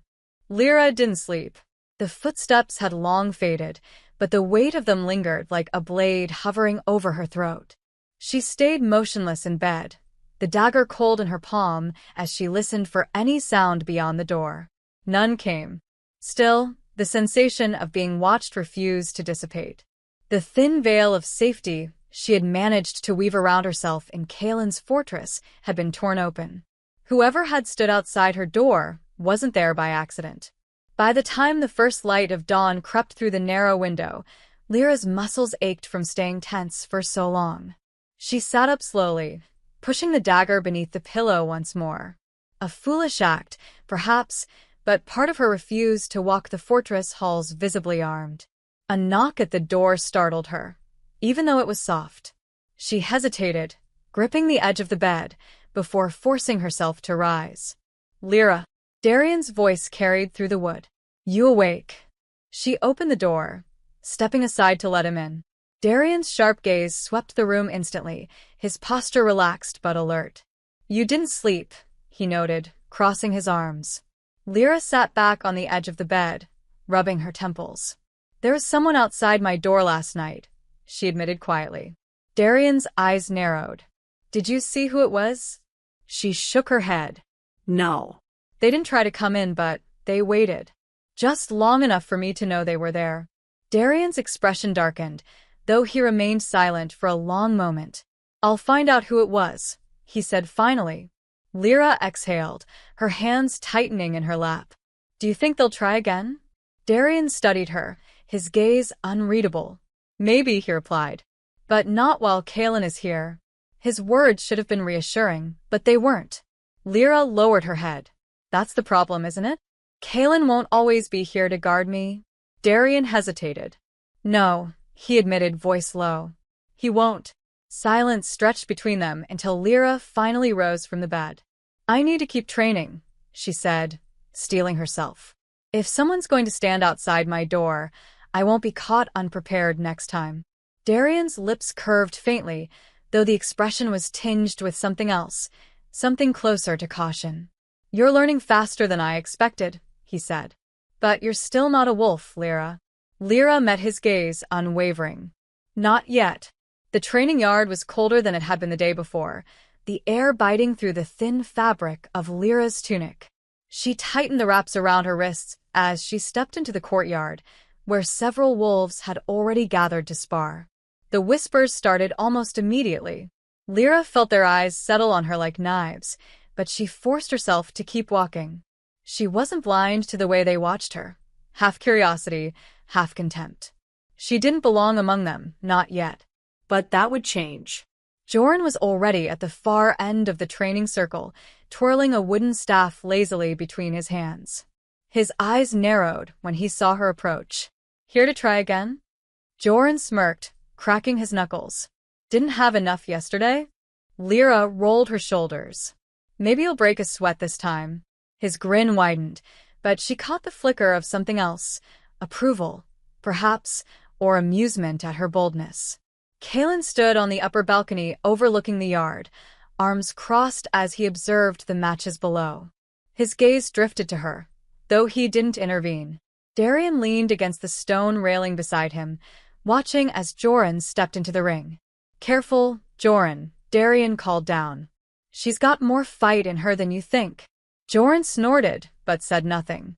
Lyra met him in the center of the ring, gripping the wooden staff tightly. The match began, without ceremony. Joran moved faster this time, his strikes sharp and precise. Lyra barely had time to block the first blow before he pivoted, sweeping his staff toward her legs. She jumped back, but not fast enough. The staff struck her shin, sending a dull ache rippling up her leg. Lyra gritted her teeth and pressed forward, swinging her staff in a quick, defensive arc. Joran parried easily, but this time she caught the faint shift in his balance, the subtle dip of his left shoulder. He overextended. Lyra twisted, ducking beneath his guard and slamming the end of her staff into his ribs. Joran stumbled, his eyes flashing with surprise. A few of the wolves watching muttered quietly, but no one interrupted. Joran straightened, rolling his shoulder. Lucky hit, he muttered. Lyra didn't respond. She lunged again. Their staffs clashed, wood biting into wood, but Lyra refused to back down. The fight stretched on longer than before, each exchange fiercer than the last. Joran was stronger, but Lyra was faster. She learned with every misstep, each bruise a lesson in movement, each strike an answer to his strength. By the time Kaelin raised his hand, signaling the end of the match, Lyra stood panting but unbroken. Joran exhaled sharply, wiping sweat from his brow. You're stubborn, he admitted, grinning despite himself. I'll give you that. Lyra offered a faint smile, leaning on the staff for support. I have to be, she replied. Kaelin's voice carried from the balcony. She's learning, he said. The other wolves turned toward him, their murmurs fading beneath his cold stare. And she's not finished yet. Lyra felt the weight of those words settle over her. As the other wolves dispersed, Kaelin descended the stairs, crossing the courtyard with slow, deliberate steps. You lasted longer, he observed. Lyra wiped her hands against her tunic, trying to steady her breathing. Because I stopped hesitating, she replied. Kaelin's gaze lingered on her for a long moment. Good, he said quietly. He turned, motioning for her to follow. Lyra fell into step beside him, her heart still pounding in her chest. As they walked, Kaelin's voice softened just enough for her to catch the faint edge beneath it. Next time, he said, don't yield. Lyra's fingers tightened around the staff. She didn't plan to. Chapter 7: The Alpha's Shadow. The fortress remained restless long after the sparring ended. Lyra could feel the tension pulsing beneath the surface, weaving itself through the walls like an unseen force. The Iron Fangs had not crossed the border, but their presence loomed over the pack like a storm cloud waiting to break. Kaelin had dismissed the wolves from training, but Lyra lingered in the courtyard, tracing the edge of her staff with her fingers. Joran had retreated without much ceremony, though not before muttering something about sharpening his skills for the next match. She wasn't sure if he was mocking her or genuinely impressed. Either way, Lyra counted the encounter as progress. A few bruises were a small price to pay for earning slivers of respect. Darian approached from the far end of the courtyard, his pace unhurried. Lyra glanced up as he neared, catching the faint smirk tugging at the corners of his mouth. You're getting under their skin, he remarked, nodding toward the retreating wolves. Lyra exhaled softly, lowering the staff. I wasn't trying to. Doesn't matter. Darian leaned against the stone railing, watching the last of the wolves disappear into the fortress. The fact that you're still standing is enough. Lyra wiped her palms against her tunic, wincing as she stretched her bruised shoulder. How long before they stop seeing me as an outsider? Darian arched a brow. That depends. On what? He pushed off the railing, his gaze locking onto hers. On whether you survive what's coming. Lyra's chest tightened at the weight behind his words. I thought Kaelin had everything under control. Darian's eyes darkened slightly. Kaelin controls his pack, but the Iron Fangs are a different matter. If they're circling, it's only a matter of time before they strike. Lyra's fingers instinctively brushed over the faint scar on her wrist, a reminder of the ropes that once bound her. And when they do, she asked softly. Darian's gaze lingered on her for a moment before he glanced toward the upper balcony. Kaelin stood there, his silhouette stark against the light of the rising sun. He'll handle it, Darian said quietly. He always does. Lyra found herself drawn to the fortress walls later that evening, pacing along the perimeter beneath the fading light. The northern ridge stretched in the distance, its shadowed treetops shrouded in mist. Despite Darian's reassurances, the sense of unease continued to gnaw at her. She stopped near one of the watchtowers, gazing out beyond the borders where the forest met the horizon. The Iron Fangs were out there. Somewhere. Lyra didn't hear Kaelin's footsteps until he was beside her. You're restless, he said without preamble. Lyra didn't flinch, but her grip on the railing tightened. Shouldn't I be? She replied. The Iron Fangs could attack at any moment. Kaelin's gaze flickered toward the distant treeline, his expression unreadable. They will, he said simply. Lyra turned to face him fully, searching his face for any trace of doubt. You say that like it doesn't bother you. Kaelin's lips twitched faintly. It doesn't. Lyra frowned. Why not?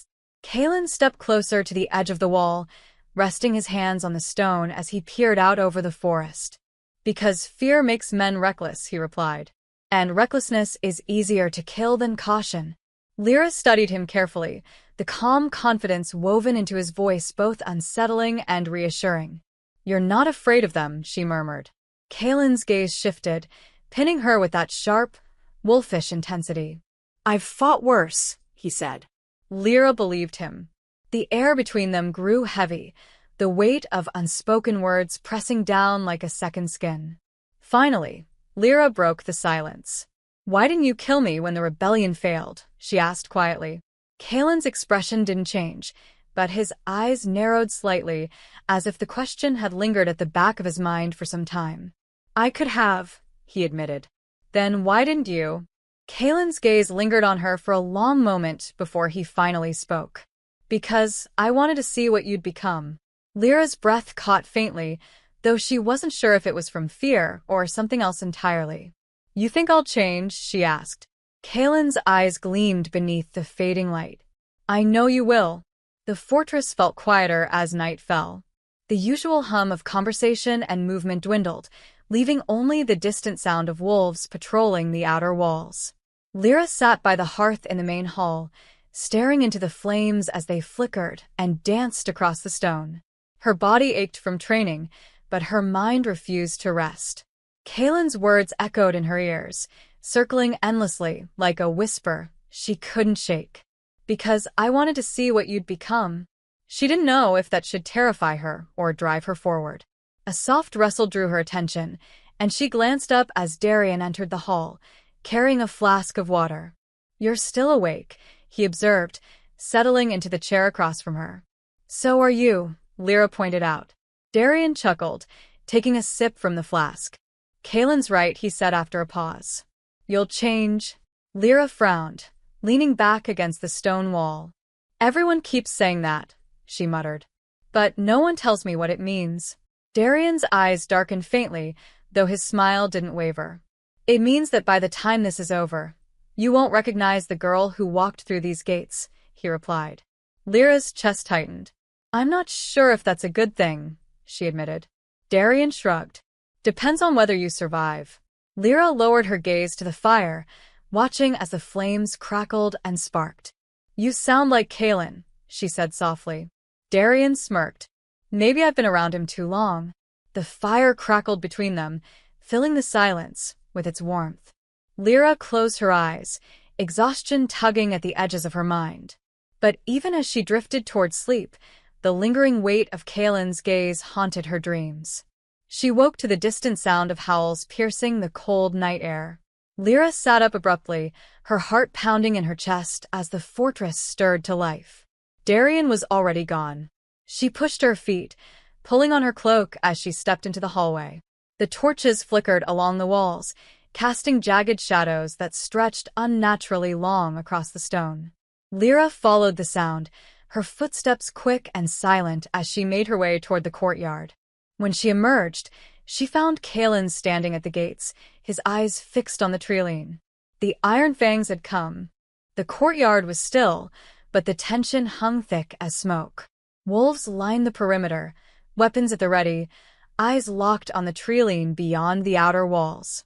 The moon hung heavy and full overhead, casting long silver shadows across the fortress grounds. Lyra approached slowly, her cloak pulled tightly around her. The cold night air bit at her skin, but the chill running down her spine had little to do with the weather. Kaelin stood at the center of it all, his figure outlined against the pale glow of torches burning along the gate. His posture was rigid, gaze fixed on the dark expanse of forest beyond. Even from a distance, Lyra could feel the weight of his focus, the dangerous calm of a predator ready to strike. She hesitated near the edge of the courtyard, unsure if she should approach. But Kaelin's voice cut through the silence without him needing to turn around. "You might as well come closer," he said quietly. "You'll see them soon enough." Lyra stepped forward, her heart pounding in her chest as she moved to stand beside him. The Trilene was still, but she knew better than to trust the silence. "They've been there for an hour," Kaelin continued, voice low. "Watching. Waiting." Lyra narrowed her eyes, searching the shadows between the trees. "I don't see anything," she admitted, gripping the edge of her cloak to keep her hands from trembling. Kaelin's gaze didn't waver. "That's because they don't want to be seen." "Not yet." A ripple of unease prickled along the back of Lyra's neck. "Why wait?" she asked, her voice barely above a whisper. Kaelin's lips twitched faintly, though there was no humor in his expression. "Because they're testing us," he replied. "They want to know if we'll break before they make their move." Lyra swallowed hard. "Will we?" Kaelin finally turned toward her, his sharp gaze locking onto hers. "No," he said simply. The certainty in his voice steadied something inside her, but it also left a lingering question. How could he be so sure?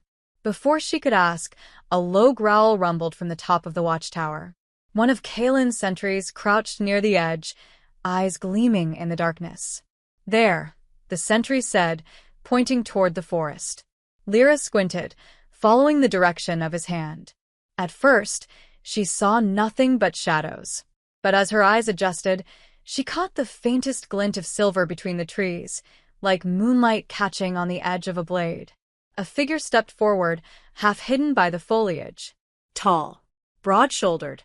His dark cloak rippled like liquid shadow as he emerged, his face obscured beneath the hood. But it wasn't the figure itself that sent a chill down Lyra's spine. It was the wolves flanking him, 3 on each side, their eyes glowing faintly in the dark. "Who is he?" Lyra whispered. Kaelin's eyes narrowed. "Vaughn," he said grimly. "Alpha of the Iron Fangs." Lyra's pulse quickened. She had heard of Vaughn before, the stories whispered like ghost tales around campfires. His pack was ruthless, known for tearing through weaker clans without hesitation. Where Kaelin ruled with brutal control, Vaughn led by unleashing chaos. The Iron Fang Alpha stopped just short of the gate, raising his head to look directly at Kaelin. For a moment, neither of them spoke. Then Vaughn smiled. "Your territory's looking quiet tonight," Vaughn said, his voice smooth but edged with mockery. "I half expected to find it burning by now." Kaelin stepped forward, the torchlight casting sharp shadows across his face. "It'll take more than your dogs to burn down these walls," Kaelin replied coldly. Vaughn's smile widened. "Dogs." Vaughn mused, glancing toward his wolves. "I prefer to think of them as opportunists. And right now, They're wondering how long it'll take before you slip. Lyra felt the tension ripple through the pack standing behind Kaelin, but none of them moved. Kaelin didn't flinch. Is that why you're here? Kaelin asked, voice calm but laced with steel. To watch me slip? Vaughn chuckled, the sound low and unsettling. Not tonight, Vaughn admitted, taking a slow step back. But soon. Lyra's nails dug into her palms as Vaughn's gaze shifted, landing directly on her. And when it happens, Vaughn said, his eyes gleaming, I'll make sure to take what's left. Starting with her. Lyra stiffened, the air in her lungs freezing as Vaughn's words settled over the courtyard. Kaelin's expression didn't change. But the torch nearest him snapped and hissed, as if responding to the silent fury rippling beneath his skin. You won't touch her, Kaelin said softly, but there was nothing gentle about the threat laced in his voice. Vaughn held Kaelin's gaze for a long, dangerous moment. Then, with a faint smirk, he raised his hand. The iron fawn wolves melted back into the forest, their footsteps vanishing into the shadows as silently as they had come. Lyra's breath escaped in a shuddering exhale, but Kaelin's eyes remained fixed on the trees long after Vaughn disappeared. They'll be back, Lyra murmured. Kaelin nodded. I know. Lyra hesitated, glancing toward him. And what happens when they do? She asked softly. Kaelin turned to her, his gaze steady and unyielding. We end it, he said. Lyra didn't doubt him. But as she followed Kaelin back toward the fortress, Vaughn's lingering threat echoed in her mind. She wasn't sure who she feared more, Vaughn and his wolves, or the dangerous fire that flickered beneath Kaelin's calm exterior. Because fire didn't just burn enemies. It consumed everything in its path. Chapter 8. The Hunt Beneath the Moon. The moon hung heavy over the fortress, casting silver across the stone walls. Lyra stood by the outer gate, her hands resting on the cold iron as the distant howl of a lone wolf echoed through the forest. It wasn't one of Kaelin's wolves. She could feel it, sense it in the way the sound crawled beneath her skin like a whispered warning. The iron fangs were still out there, watching. A full day had passed since Vaughn's appearance at the gates, but his presence lingered like smoke after a fire. Every time Lyra glanced toward the trees, she expected to see him standing there, waiting just beyond the border. You're lingering too close to the edge. Lyra turned sharply, finding Darian leaning against the stone archway. His arms were crossed, but his eyes held the same wariness that had settled over the fortress since Vaughn's visit. I needed air, Lyra replied softly, brushing her hair behind her ear. Darian arched a brow. You think you'll find it near the gate? Lyra sighed, stepping away from the iron bars. I thought I might hear something. Darian's gaze flicked toward the forest, his features hardening. They won't strike from the front, he said. Vaughn's smarter than that. Lyra frowned, gripping the edges of her cloak as the wind whispered against her skin. Then how do we stop them? She asked. Darian pushed off the wall, his boots scuffing softly against the stone. We don't. Lyra blinked. What do you mean? He met her gaze, the weight in his eyes making her stomach tighten. We let them come. Before Lyra could press for more, Kaelin's voice rang out from the far end of the courtyard. Darian. Darian straightened, offering Lyra a brief glance before turning to answer his alpha's call. Lyra hesitated, but something in the way Kaelin's gaze lingered on her told her she wasn't meant to retreat just yet. She followed Darian toward the center of the courtyard, where Kaelin stood near a ring of wolves, their forms barely visible beneath the dim torchlight. Another patrol found tracks near the eastern ridge, Kaelin said, without preamble. His voice was low, but there was no mistaking the authority behind it. They crossed the river last night. Darian stiffened. They're inside the border? Kaelin's eyes narrowed. Barely. Lyra felt the tension ripple through the gathered wolves. What are we going to do? She asked, though she already suspected the answer. Kaelin's gaze flicked to her, his expression unreadable. We hunt them, he said simply. Lyra's heart skipped, and for a brief moment, she thought she had misheard him. Hunt them, she repeated. Isn't that dangerous? Kaelin stepped closer, his gaze sharp and unwavering. It's necessary, he replied. If we wait for them to attack, they'll choose the ground. The timing. The advantage. Lyra swallowed hard, glancing toward the line of trees that stretched endlessly beyond the fortress. And if we find them first? Kaelin's lips curved faintly, though it wasn't a smile. Then we remind them why they fear crossing into our lands. The fortress stirred with quiet preparation. Wolves armed themselves beneath the cover of night, their movements swift and silent. Kaelin's orders had spread like wildfire, igniting a sense of urgency that Lyra could feel in her bones. She watched from the shadows near the armory as weapons were distributed. Daggers, spears, and bows carefully passed from one hand to another. Lyra's fingers brushed over the thin blades strapped to her side, the one Darian had given her not long ago. It felt heavier than usual. She had seen blood before, but this was different. This wasn't just defense. This was war. Kaelin appeared at the far end of the courtyard, flanked by Darian and Marcus, his second-in-command. His presence alone was enough to still the restless energy pulsing through the pack. Lyra could feel it, the weight of his authority pressing down on everyone like a second skin. "Tonight," Kaelin began, his voice cutting through the quiet, "we remind the Iron Fangs that this land belongs to us." Murmurs rippled through the gathered wolves, but none dared to speak aloud. "They crossed our border," Kaelin continued, his gaze sweeping over the pack. "And that mistake will cost them." Darian stepped forward, scanning the faces of the wolves who would join the hunt. "You know the rules," Darian said. "We move as one. No one breaks the line.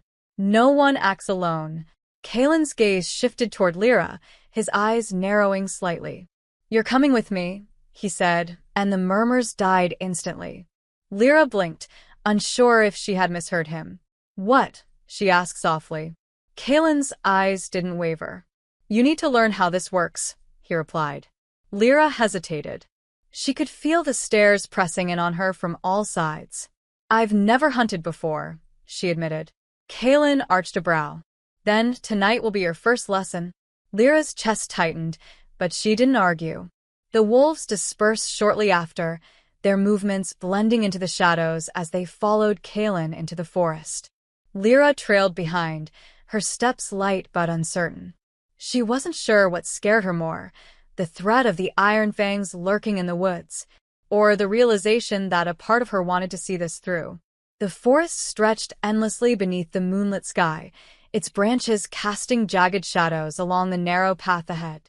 Lyra followed closely behind Kaelin, her hand hovering near the dagger strapped to her waist. The air was cold, but sweat beaded at the back of her neck, adrenaline prickling beneath her skin. Kaelin's wolves moved silently, their footsteps barely disturbing the fallen leaves. Lyra tried to mimic their grace, but every snapped twig felt deafening in the quiet. Darian flanked the right side of the group, scanning the trees with practiced ease. "They're close," Kaelin murmured, his voice low enough for only Lyra to hear. Lyra's breath caught. "How can you tell?" Kaelin's gaze flicked toward her briefly. "Instinct," he replied. "You'll learn." Before Lyra could press further, Kaelin raised his hand, signaling for the pack to halt. The wolves froze instantly, their eyes fixed on the treeline ahead. Lyra strained to see what they were watching, but the forest remained still. A cold breeze slipped through the branches, and for a brief moment, Lyra thought she imagined the faint rustle of leaves, too soft to be the wind. Then she saw them. 3 figures emerging from the shadows. Iron Fangs. Lyra's heart pounded as the tension thickened. Kaelin's hand drifted toward his blade, his expression calm but deadly. Lyra gripped the hilt of her dagger, her knuckles white against the leather. She didn't know what would happen next, but she knew the hunt had already begun. The Iron Fang wolves moved like ghosts, their figures barely distinguishable against the thick forest shadows. Lyra's heart pounded, her breath shallow as she tightened her grip on the dagger strapped to her hip. 3 wolves. It wasn't the size of the group that unnerved her, it was the confidence in their movements, the way they advanced without hesitation, as if they owned the ground they walked on. Kaelin didn't move. He stood with the patience of a predator waiting for the perfect moment to strike, his sharp eyes locked onto the figures emerging from the trees. Darian shifted slightly to Kaelin's right, his hand resting casually on the hilt of his sword. But there was nothing casual in the way his muscles coiled beneath his skin, ready to snap into action.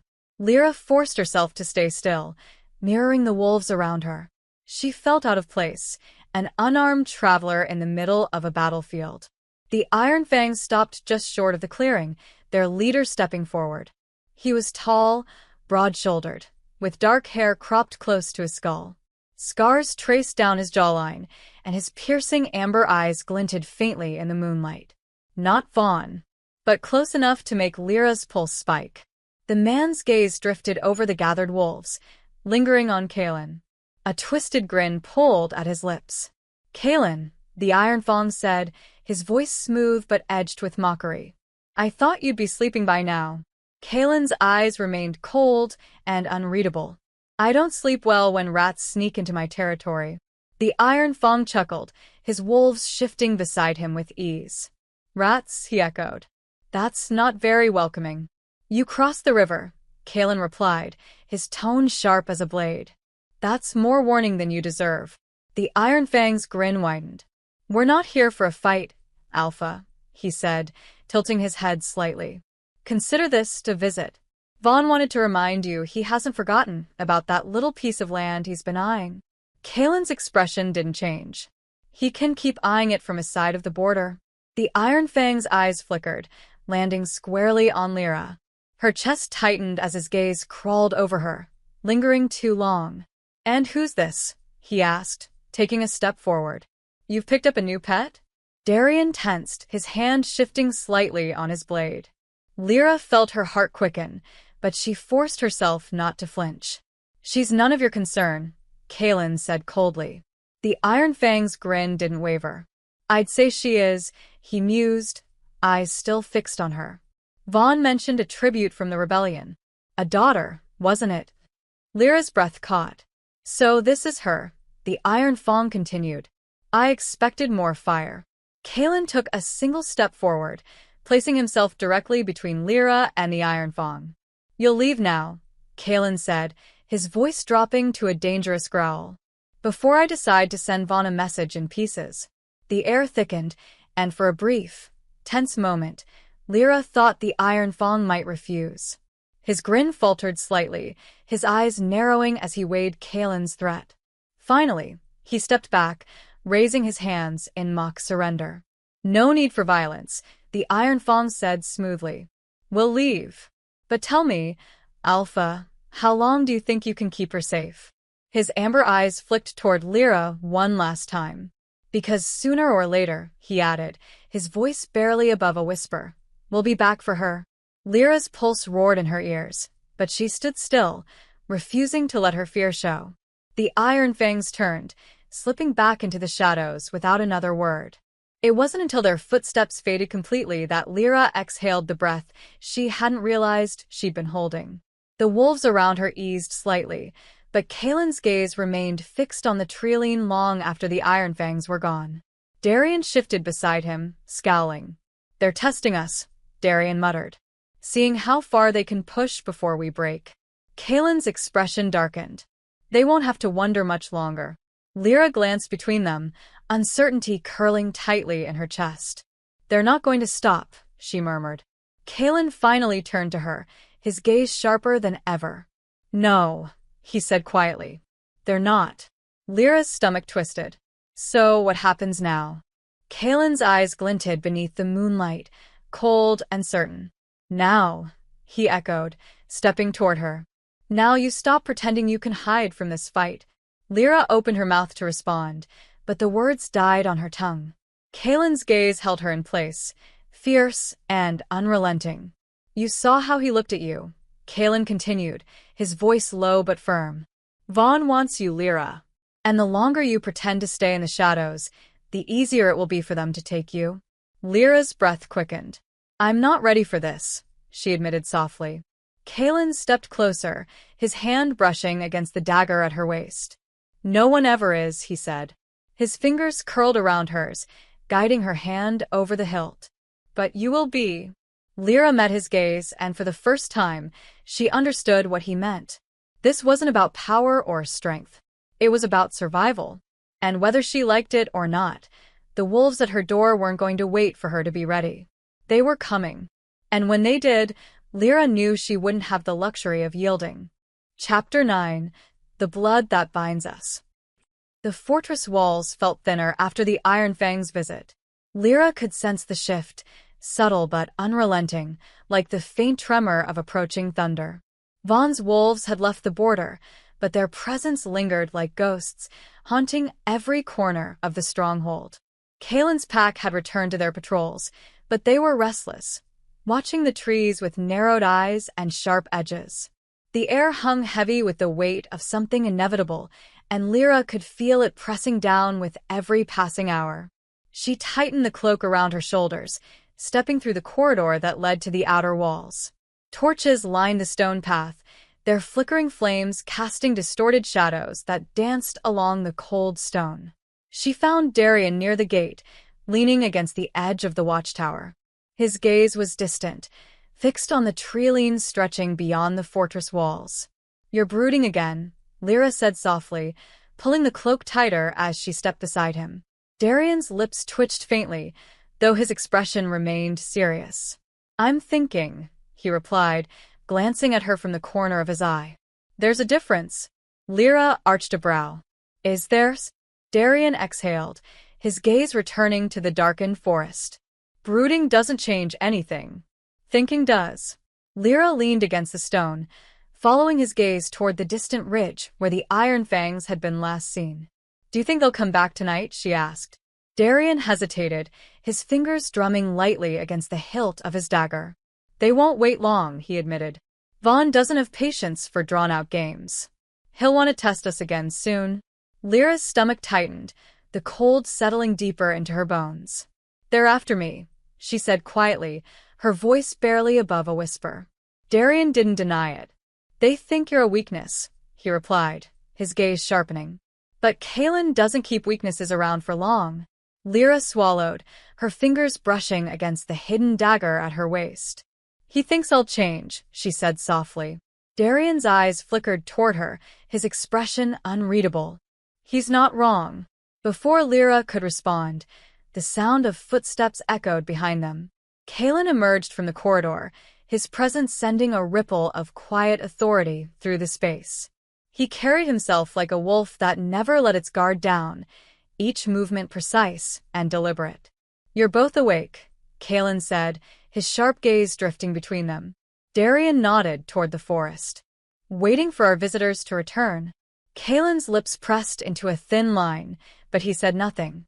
Instead, his eyes shifted to Lyra. "I need you to come with me," he said. Lyra straightened, confusion flickering across her face. "Where?" Kaelin turned toward the courtyard, motioning for her to follow. "There's something you need to see." The corridor twisted deeper into the fortress than Lyra had ever gone before. The torches burned low here, casting long shadows that stretched along the walls like jagged scars. Kaelin led the way in silence, his steps quiet against the cold stone. Lyra followed closely behind, resisting the urge to ask questions. After several minutes, Kaelin stopped before a heavy iron door set into the farthest corner of the fortress. Lyra frowned. "What is this place?" she asked quietly. Kaelin didn't answer immediately. Instead, he placed his hand against the iron, and with a low groan, the door creaked open. Lyra hesitated before stepping inside. The room beyond was small, but its contents stole the breath from her lungs. A large wooden table dominated the space, maps and faded parchments spread across its surface. Weapons lined the far wall, swords, daggers, and longbows polished to a deadly gleam. But it wasn't the weapons that caught her attention. It was the blood-stained armor resting on the farthest chair. Kaelin closed the door behind them, sealing them inside the room. "This belonged to your father," he said quietly. Lyra's heart stopped. She stepped forward slowly, her fingers trembling as they brushed against the cold metal. "I thought," Lyra's voice wavered. "I thought his things were destroyed after the rebellion." Kaelin's gaze lingered on the armor, his expression hard to read. "Not everything," he replied. Lyra exhaled shakily, her eyes locked on the faint markings etched along the chest plate, the crest of her family's lineage. "Why show me this now?" she asked, turning toward him. Kalen met her gaze, the firelight casting sharp shadows across his face. "Because Vaughn knows who you are," he said. "And sooner or later he'll use it against you?" Lyra swallowed the lump in her throat. "I'm not my father," she whispered. Kalen stepped closer, his eyes narrowing. "No," he agreed. "But you carry his blood. And that's enough to make you dangerous." Lyra's fingers curled around the edge of the table, the weight of his words pressing heavily against her chest. "I never wanted to be part of this," she admitted softly.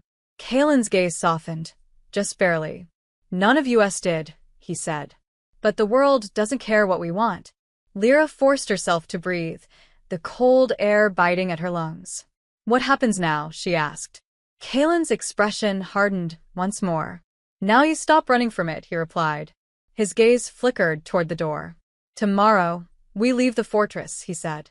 "I want you with me when we cross into the Northern Territory." Lyra's stomach twisted, but she nodded. She didn't know what waited for them beyond the border. But whatever it was, she wouldn't face it alone. Lyra sat alone by the fire long after Kalen left. The armor remained where she had found it, silent and cold beneath the flickering torchlight. Her father's rebellion had failed. His blood had been spilled for a cause that died with him. And now, the wolves circling Kalen's borders believed she was the next piece to fall. Lyra tightened her grip on the dagger at her waist, the blade cold against her palm. "Not yet." The fire crackled softly, but she didn't turn away from the armor. She wasn't her father. But if the Iron Fangs thought they could break her, they were wrong. The morning sun barely crept over the treetops as the fortress gates groaned open. The cold air bit at Lyra's skin, but she didn't flinch. Wrapped in a dark cloak, she followed Kalen and Darian as they led a small group of wolves beyond the safety of the stone walls. Kalen hadn't spoken much since the night before. His instructions had been clear.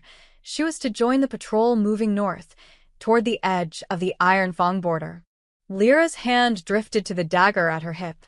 The weight of it felt heavier in the light of day. Kalen walked ahead, his posture straight and unyielding as if he carried the entire weight of the pack on his shoulders. Darian slowed his pace, falling into step beside her as they descended the rocky path leading into the dense woods. "Nervous?" he asked, casting a glance her way. Lyra forced a breath through her nose. "Should I be?" Darian chuckled softly. "Probably." Lyra's grip tightened around the hilt of her dagger. "I thought Kalen didn't take unnecessary risks." Darian's eyes flicked toward Kalen's back. "He doesn't," Darian replied. "But this isn't about risk. It's about control." Lyra frowned. "Control?" Darian lowered his voice. "Vaughn knows exactly where our borders are. He's testing Kalen to see how far he'll let him push. Kalen doesn't plan to wait for the next test. He's pushing back." Lyra exhaled sharply. "And I'm part of that." Darian smirked faintly. "You're the reason Vaughn's circling. Kalen wants to remind him you're not an easy prize to take." Her stomach tightened. "I didn't ask to be part of this fight," she muttered, her fingers curling beneath her cloak. Darian glanced at her, his amber eyes softer than usual. "No one ever does," he said. The forest stretched endlessly ahead, the narrow path winding between towering pines and twisted roots. The quiet hum of life stirred around them, the distant rustle of leaves, the faint chirping of unseen birds. But beneath it all, there was something else. A stillness. Lyra felt it settle deep in her chest, tightening like a noose with every step they took. "You feel it too," Kalen said from ahead, as if reading her thoughts. Lyra blinked, startled by his sudden attention. He didn't turn to face her, but his voice carried easily through the silent woods. "They're watching us," Kalen added. "But they won't strike." "Not yet." Lyra glanced toward the shadows between the trees. "I don't see anything," she admitted. Kalen's gaze shifted slightly. "That's the point." The path narrowed as the group pressed forward, the canopy above blocking out more of the morning light. Lyra stayed close to Kalen's side, her heart pounding quietly in her chest. Every step further from the fortress felt like crossing into unknown territory, the safety of stone walls shrinking behind her.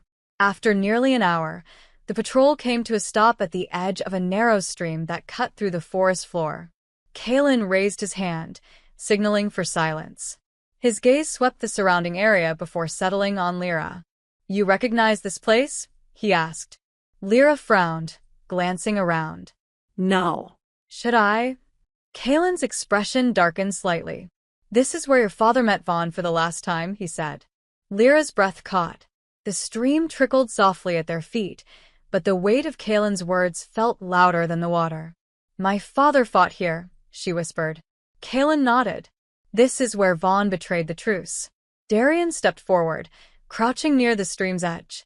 His fingers brushed lightly against the dirt. "There are fresh tracks," Darian said quietly. "Not ours." Kalen's gaze narrowed. "How many?" Darian rose to his feet, brushing the dirt from his palms. 4. "Maybe 5, Darian replied. "They crossed here last night." Lyra shifted uneasily, her hand drifting toward the dagger at her waist. "Do you think they're still nearby?" she asked. Kalen's eyes didn't leave the treeline. "I hope so," he replied. "Because if Vaughn's sending wolves across the border again, this time they won't walk away." Lyra swallowed hard, the weight of the moment pressing down on her chest. The forest suddenly felt much smaller. They followed the tracks for nearly an hour, weaving deeper into the northern woods.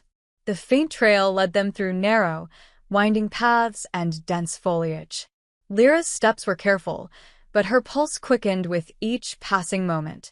She couldn't shake the feeling that they were being led somewhere. Kalen walked ahead, his gaze unwavering as he tracked the faint signs Vaughn's wolves had left behind. Darian followed closely beside her, his hand never far from the hilt of his weapon. The quiet was suffocating. "Kalen," Darian said suddenly, his voice low. Kalen stopped, his eyes narrowing as he glanced at the forest ahead. Lyra followed his gaze. At first, she didn't see anything. But then, a figure stood just beyond the ridge. Tall. Unmoving. Watching. Vaughn. Lyra's breath hitched, her heart slamming against her ribs. Kalen's hand instinctively went to his blade, but Vaughn didn't move. He remained on the opposite side of the border, his wolves lingering behind him like shadows in the undergrowth. For a long, tense moment, neither pack made a move. Lyra could feel the weight of Vaughn's gaze, locking onto her. A cold smile tugged at the corners of his mouth. Then, without a word, Vaughn raised his hand. His wolves melted back into the forest. Lyra's breath escaped in a slow, trembling exhale. "He's toying with us," Darian muttered, his grip tightening on his sword. Kalen's expression remained unreadable as he watched Vaughn disappear into the shadows. "No," Kalen said softly. "He's waiting." Lyra glanced at him. "For what?" Kalen's eyes flickered toward her, his expression grim. "For you to make a mistake." Chapter 10: The Price of Defiance. The moon had barely risen when Lyra returned to the fortress, but the weight of the encounter at the border pressed down on her like a cloak she couldn't remove. Vaughn's cold smile lingered in her thoughts long after he disappeared into the forest. She sat alone by the fire in the great hall, her hands wrapped around a cup of lukewarm tea. The warmth did little to steady the trembling that crept into her bones. The iron fangs weren't just testing the borders. They were testing her. Lyra didn't know why that realization unsettled her more than the threat of war itself. She glanced at the shadows stretching along the stone walls, listening to the quiet crackle of the flames. The fortress had fallen into silence, save for the faint footsteps of guards patrolling the outer halls. Kalen hadn't said much after they returned. He retreated to his quarters without so much as a glance in her direction. Darian had stayed longer, but even he eventually left her alone by the fire, offering nothing but a brief nod before disappearing into the dark. Lyra wasn't sure if their silence was meant to comfort her or remind her how little she understood the game being played around her. The truth was simple. Vaughn wanted her, and Kalen was willing to risk war to keep her out of his grasp. But why? Lyra tightened her grip on the cup, frustration simmering beneath her skin. She wasn't a warrior. She wasn't a prize to be fought over. And yet, She sat in the middle of a battle she hadn't chosen, carrying the weight of a rebellion she never led. Her father's shadow stretched far, too far, and now it threatened to consume her. The sound of footsteps echoed from the far end of the hall, pulling Lyra from her thoughts. She looked up as Kalen emerged from the corridor, his expression unreadable as he crossed the room. Lyra straightened, setting the cup aside as he approached. "You're still awake," Kalen said, his gaze flickering toward the dying embers in the hearth. "I could say the same about you," Lyra replied softly. Kalen's lips twitched faintly, though no smile followed. He lowered himself into the chair across from her, his eyes fixed on the fire. "You shouldn't dwell on what happened tonight," he said, voice low. "Vaughn's games are designed to make you doubt yourself." Lyra frowned. "Is that what he's doing? Playing games?" Kalen's gaze shifted to her, sharp and steady. Yes. "And you can't let him win." Lyra exhaled slowly, brushing her hair over her shoulder. "I didn't ask for this, Kalen," she said, the frustration slipping into her voice. "I didn't ask to be part of whatever war is brewing between you and Vaughn." Kalen leaned forward, resting his arms on his knees as he studied her carefully. "You think I don't know that?" he asked quietly. "You think I wanted you here?" Lyra's eyes narrowed. "Then why am I here?" she pressed. Kalen's expression darkened, but he didn't look away. "Because you're part of this whether you accept it or not," he replied. "Vaughn sees you as a weakness, an easy way to unravel everything I've built. If I let him believe that, you'll never be safe." Lyra's chest tightened. "And if I leave?" she asked softly. "If I disappear?" Kalen cut her off with a sharp look. "He'll follow you," Kalen said. "And when he finds you, there won't be anyone left to stop him." Lyra swallowed hard, the weight of his words sinking deep into her bones. She lowered her gaze to the fire, watching as the flames flickered and died, leaving nothing but ash behind. "I don't want to be a weakness," Lyra whispered. Kalen's voice softened, though the steel in it remained. "Then stop acting like one." The next morning came swiftly, dragging a heavy fog across the fortress grounds. Lyra stood at the edge of the training yard, her breath clouding in the cold air as she watched the wolves sparring beneath the pale light. Kalen's words lingered in her mind, circling like vultures over carrion. "Stop acting like a weakness." She hated how much those words burrowed beneath her skin. Because he was right. If she wanted to survive this, truly survive, she couldn't keep pretending she didn't belong here. Lyra stepped forward, gripping the hilt of the dagger strapped to her waist as she crossed the courtyard. Joran stood in the center of the ring, sparring with one of Kalen's wolves. His strikes were quick and calculated, each movement fluid as he drove his opponent back. Lyra stopped at the edge of the ring, waiting until the fight ended before stepping inside. Joran arched a brow, wiping the sweat from his forehead as he turned to face her. "You're here early," he remarked, tossing his opponent aside with a nod. "I need to train," Lyra replied, her voice steady. Joran smirked. "You sure about that?" Lyra drew her dagger in response, the blade glinting faintly beneath the morning light. Joran's grin widened. "All right," he said, lowering into a ready stance.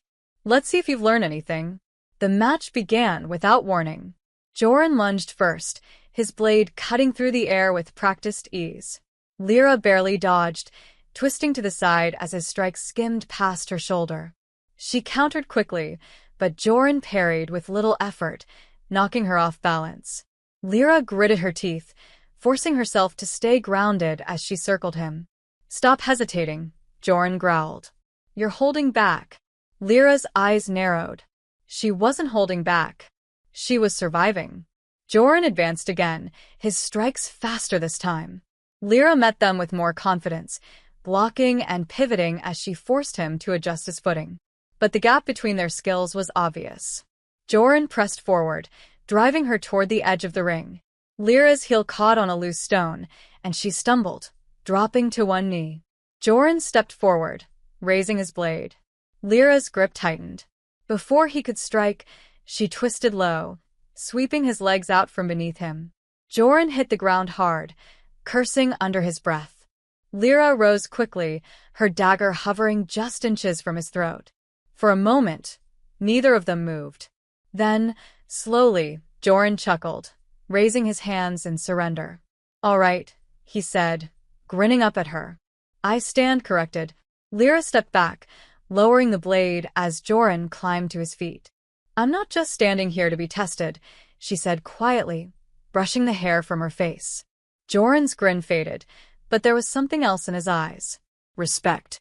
"Good," he said. "Because if Vaughn comes for you, you won't get the luxury of yielding." Lyra met his gaze, the weight of his words settling deep in her chest. "I know," she replied. And this time she meant it. Lyra stood at the edge of the training yard long after the sparring match had ended. Joran had left, but his words clung to her like smoke, sinking into the folds of her thoughts. "If Vaughn comes for you, you won't get the luxury of yielding." The weight of that truth settled in her chest, cold and heavy. She tightened the leather strap around the hilt of her dagger, the smooth handle fitting more comfortably in her palm now than it had days ago.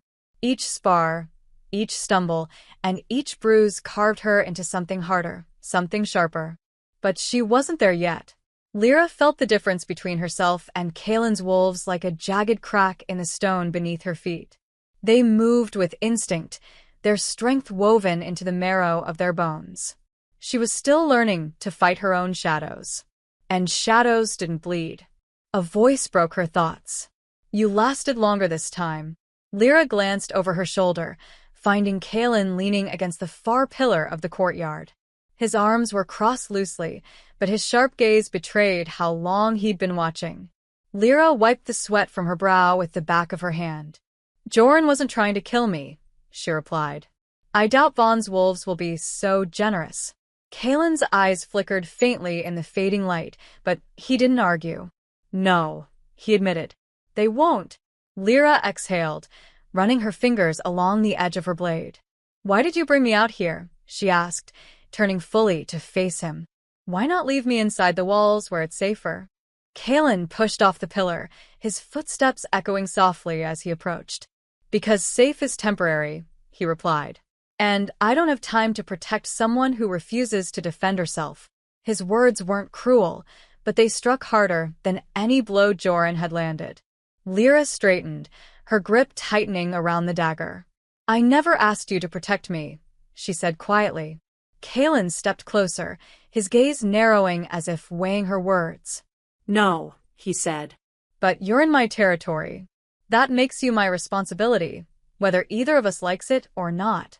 Lyra held his stare, refusing to look away. She could feel the weight behind his words, the same unrelenting pressure that followed every encounter they'd shared since the day she arrived. She wasn't just another wolf in the pack. She was something that could either strengthen him or break everything he'd built. Finally, Kaelin's gaze softened, if only slightly. "Come with me," he said, nodding toward the fortress steps.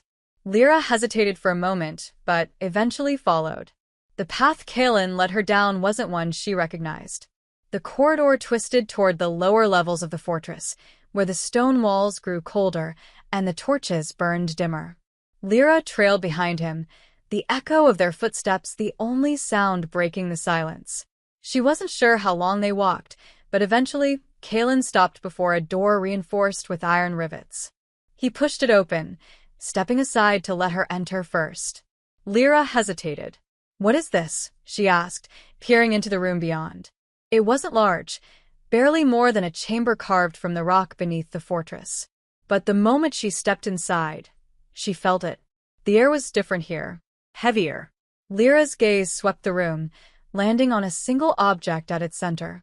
A wooden rack stood against the far wall, and resting upon it was a long blade, black as onyx.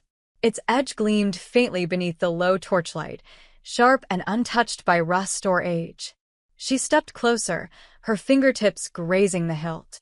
It was lighter than she expected, yet the weight of it thrummed in her palm. "This was my father's," she whispered, her voice barely audible. Kaelin nodded, leaning against the doorway. "I kept it after the rebellion," he said. "The others thought it should be destroyed, but I knew it might be useful one day."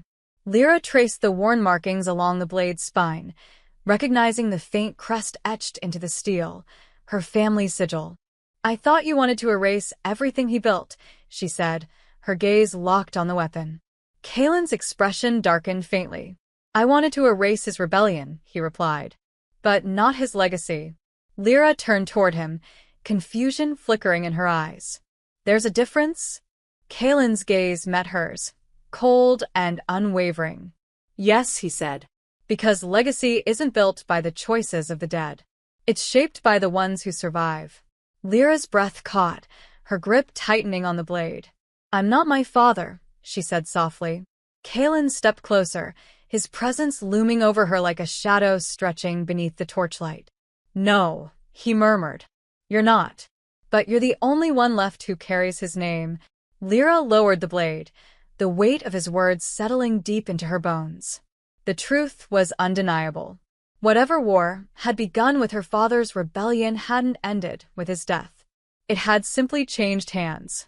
The sun dipped below the horizon by the time Lyra returned to her chambers, the blade still strapped to her side. She sat by the window, watching as the stars began to flicker faintly across the sky. The fortress below bustled with movement, wolves patrolling the outer walls, reinforcing the gates as if bracing for something inevitable. Vaughn's wolves were out there, just beyond the ridge. And Lyra knew it was only a matter of time before they returned. Her father's blade felt colder against her thigh, its presence a constant reminder of the choices she could no longer avoid. She wasn't a warrior, but she couldn't stay a shadow forever. As the wind whispered through the cracks in the stone, Lyra's hand drifted toward the hilt, her fingers curling around it. She didn't know if she was ready to carry her father's legacy. But when the Iron Fangs came, she would meet them empty-handed. Chapter 11. The Howl of the Iron Fangs. The sky hung heavy with clouds, casting the fortress in muted shades of gray. Lyra stood on the outer wall, her hands gripping the cold stone as she gazed into the forest beyond.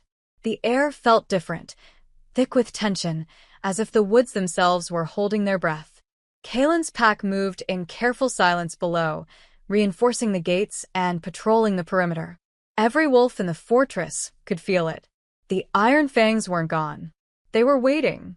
Lyra adjusted the sword strapped to her side. Her father's blade. It felt heavier than it had the night Kalen placed it in her hands, but she refused to let it weigh her down. Darian appeared beside her, leaning casually against the wall as if the looming threat of war didn't concern him. Don't suppose you slept? He asked, his amber eyes flicking toward her. Lyra exhaled, shaking her head. Not much. Darian smirked faintly. Good. Sleep would have been a waste of time, anyway. Lyra's brow furrowed. You think they'll come tonight? Darian's gaze drifted to the distant treetops. I think they'll come when it's inconvenient for us. Vaughn isn't the type to attack head-on. He'll wait until we're tired. Distracted? Lyra tightened her grip on the stone ledge, her knuckles pale against the cold. I don't understand him, she admitted. Vaughn. Why does he care about me so much? I'm not a threat to him. Darian's smirk faded, his gaze sharpening. You're not a threat, he agreed. But you're leverage. Vaughn doesn't need to kill you to win. He just needs to pull you out of Kalen's reach. Lyra swallowed hard, the weight of his words sinking into her chest. So this isn't about me at all, she murmured. Darian hesitated, then nodded. Not entirely, he replied. It's about power. You're just the easiest way to tip the scales. Lyra's stomach twisted. She turned her gaze back to the forest, searching for movement between the trees. I hate this, she whispered. Being hunted like prey. Darian's hand drifted toward the hilt of his dagger, his eyes narrowing. Then stop being prey. Lyra glanced at him, but Darian's attention was elsewhere. His gaze had locked onto something along the far ridge, just beyond the border. Lyra followed his line of sight, but the woods remained still. What is it? She asked, her voice tense. Darian didn't answer immediately. He leaned forward, his eyes narrowing. Movement, he muttered. Lyra strained to see, her heart pounding softly in her chest. For a moment, the forest seemed empty. Then, a figure shifted between the trees, their silhouette barely visible against the darkening sky. Lyra's breath caught. More followed. One by one, The iron fangs emerged from the shadows, their dark forms weaving between the trees like smoke curling beneath the moon. "Darian," Lyra's voice faltered. "I see them," he muttered. The wolves didn't approach the fortress, but they lingered along the edge of the border, watching, waiting. Darian stepped back from the ledge. "Go find Kaelin," he said, his tone sharp. "Now?" Lyra hesitated. "You don't think they'll attack, do you?" Darian's gaze flickered to hers, the faintest edge of worry in his eyes. "I don't know," he admitted. "But I'd rather not wait to find out." Lyra didn't argue. She turned, moving quickly along the outer wall as her pulse hammered in her ears. The iron fangs weren't hiding anymore. Whatever Vaughn had planned, it was starting. She found Kaelin in the lower courtyard, his eyes fixed on the line of wolves sharpening blades near the training yard. "Kaelin," Lyra called, hurrying to his side. He glanced at her, his expression calm but unreadable. "What is it?" Lyra stopped, catching her breath. "They're at the border," she said. "Vaughn's wolves." Darian's watching them now. Kaelin's gaze flickered, but his expression didn't change. "They won't cross," he replied. Lyra frowned. "How can you be sure?" Kaelin's eyes narrowed faintly. "Because they're not ready yet," he said. "Vaughn doesn't lead from the shadows. When he's ready to fight, he'll make sure we know it." Lyra exhaled, frustration simmering beneath her skin. "So we just wait?" she asked, crossing her arms. Kaelin stepped closer, his gaze locking onto hers. "No," he said quietly. "We prepare." Lyra held his stare, searching for something beneath the mask he wore so well. But there was nothing. Just the cold, unrelenting certainty of an alpha who had seen too many battles to doubt his instincts. "Come with me," Kaelin said, turning toward the fortress. Lyra hesitated for a brief moment before following him inside. The war room sat at the heart of the fortress, its stone walls lined with maps, old weapons, and faded banners. The air felt heavier here, thick with the weight of decisions made long before Lyra arrived. Kaelin stepped to the far table, spreading out a map of the northern border. Lyra hovered near the entrance, watching as he traced the edge of the forest with his fingertips. "They're not after the fortress," Kaelin said, his voice calm. "Not yet." Lyra frowned. "Then what are they waiting for?" Kaelin's eyes flickered toward her. "They're waiting for you to make a mistake." Lyra's chest tightened. "I'm not going to run," she said firmly. Kaelin's gaze lingered, his expression softening, just barely. "I know," he replied. "But Vaughn doesn't." Lyra swallowed, stepping closer to the table. "So what do we do?" Kaelin glanced down at the map, his hand drifting toward the ridge near the eastern pass. "We take the fight to them," he said. Lyra stiffened. "What?" Kaelin straightened, meeting her gaze. "We can't sit behind these walls forever," he said. "Vaughn's wolves are circling because they think we're afraid. It's time to remind them that we're not." Lyra exhaled slowly, the weight of his words settling over her. She tightened her grip on the hilt of her sword. The iron fangs were waiting. And if Kaelin was right, they wouldn't have to wait much longer. Lyra followed Kaelin deeper into the war room, her footsteps echoing against the stone floor. The flickering lanterns hanging from the walls cast jagged shadows across the map stretched over the table, each border drawn in bold, precise lines. Kaelin's hand traced the edge of the northern boundary, his fingertips hovering just above the tree line marking Ironfang territory. His expression was hard, unreadable. Lyra stepped closer, the weight of the sword at her hip grounding her in the quiet. "You're really going to lead a patrol across the border?" she asked, breaking the silence. Kaelin didn't look up. "We can't defend this fortress forever," he replied. "Vaughn's testing our limits, waiting for us to grow complacent. If we let him believe we're afraid, he'll strike." Lyra frowned, her fingers tightening around the back of the chair beside her. But crossing into his territory, she hesitated. "Isn't that exactly what he wants?" Kaelin's sharp gaze lifted, pinning her in place. "He wants to lure us out," Kaelin admitted. "But Vaughn thrives on the element of surprise. I'm not giving him that advantage." Lyra shifted uneasily, tracing the edge of the map with her fingertip. "If we cross the border, it won't just be a skirmish," she said softly. It'll be war. Kalen's eyes narrowed faintly, but he didn't deny it. You've been on this side of war before, Kalen murmured, watching her closely. Lyra stiffened at the reminder. Her father's rebellion still loomed like a dark cloud over her head, his shadow stretching far beyond the grave. I've seen what war does to people, Lyra said, her voice quieter. It doesn't just burn the enemy. It burns everything. Kalen leaned over the table, resting his palms against the wood as he studied her with those sharp, unrelenting eyes. And yet, you're still standing. Lyra met his gaze, something flickering in the space between them. I don't want to see more blood spilled because of me, she said firmly. Kalen's expression shifted, softening at the edges, but the steel in his voice remained. It's not about you, Lyra, he replied. This fight was coming long before you arrived at my gates. Vaughn has been circling for years. You've simply become a reason for him to move faster. Lyra exhaled slowly, pressing her hand flat against the map. And what if I wasn't here? She asked quietly. Would things be different? Kalen stepped around the table, closing the space between them with slow, deliberate steps. No, he said, his voice low. But I wouldn't have someone to watch my back. Lyra's breath caught, but she kept her gaze steady. You trust me to do that? Kalen's eyes lingered on her, his presence as heavy as the blade strapped to her waist. I trust you to try, he replied. It wasn't exactly the answer she wanted, but it was enough. Lyra glanced down at the map, her gaze drifting toward the markers symbolizing Iron Fang scouts along the eastern ridge. How many wolves are coming with us? She asked, shifting gears. Kalen stepped back toward the table, rolling up the map with swift precision. 5, including Darian, he answered. Small enough to move unnoticed, but enough to handle whatever we find. Lyra arched a brow. And if Vaughn sends more than 5? Kalen's lips twitched faintly. Then we'll make them regret it. The patrol left the fortress before dawn, their figures vanishing into the dense forest beneath the cover of darkness.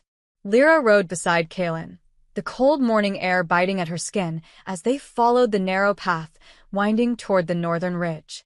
Darian and 2 other wolves trailed behind them, their movements silent but watchful.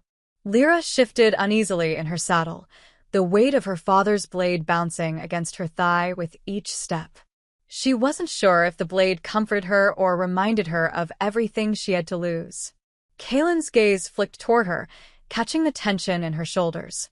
You don't have to come, he said quietly, his voice barely audible over the wind. Lyra glanced at him, shaking her head. I know, she replied. But I'm not staying behind. Kalen didn't argue. They rode for over an hour, the forest growing denser as they neared the border. The morning light bled slowly through the branches, casting faint shadows across the frost-covered ground. Lyra felt the shift in the air the moment they crossed into Iron Fang territory. The trees felt closer, the silence heavier. Darian pulled his horse to a stop, glancing over his shoulder. Tracks, he murmured, dismounting near the edge of the ridge. Kalen and Lyra followed, their boots sinking into the cold earth as they approached the faint trail of paw prints cutting through the undergrowth. They're fresh, Darian added, crouching beside the tracks. His fingers brushed the dirt, sifting the loose soil beneath his palm. Lyra knelt beside him, tracing the outline of the prints with her fingertips. There's more than one set, she said, her voice hushed. Darian nodded. They were moving fast. Probably scouts. Kalen stepped closer, his gaze scanning the distant tree line. They're hunting something, he murmured. Lyra's brow furrowed. Hunting? Kalen's gaze darkened. They wouldn't send scouts this far south unless they were chasing someone, he replied. Lyra's stomach twisted. What if it's us they're hunting? She asked. Kalen met her gaze, his expression unreadable. Then they'll find more than they bargained for. They tracked the prints for over an hour, following the narrow path winding deeper into the northern woods. Lyra kept close to Kalen's side, her hand never drifting far from the hilt of her blade. The tracks grew fainter as they climbed the ridge, but the unease settling over the patrol only deepened. Kalen slowed his pace, raising his hand for silence as they reached the top of the hill. Lyra crept forward carefully, peering through the dense foliage below.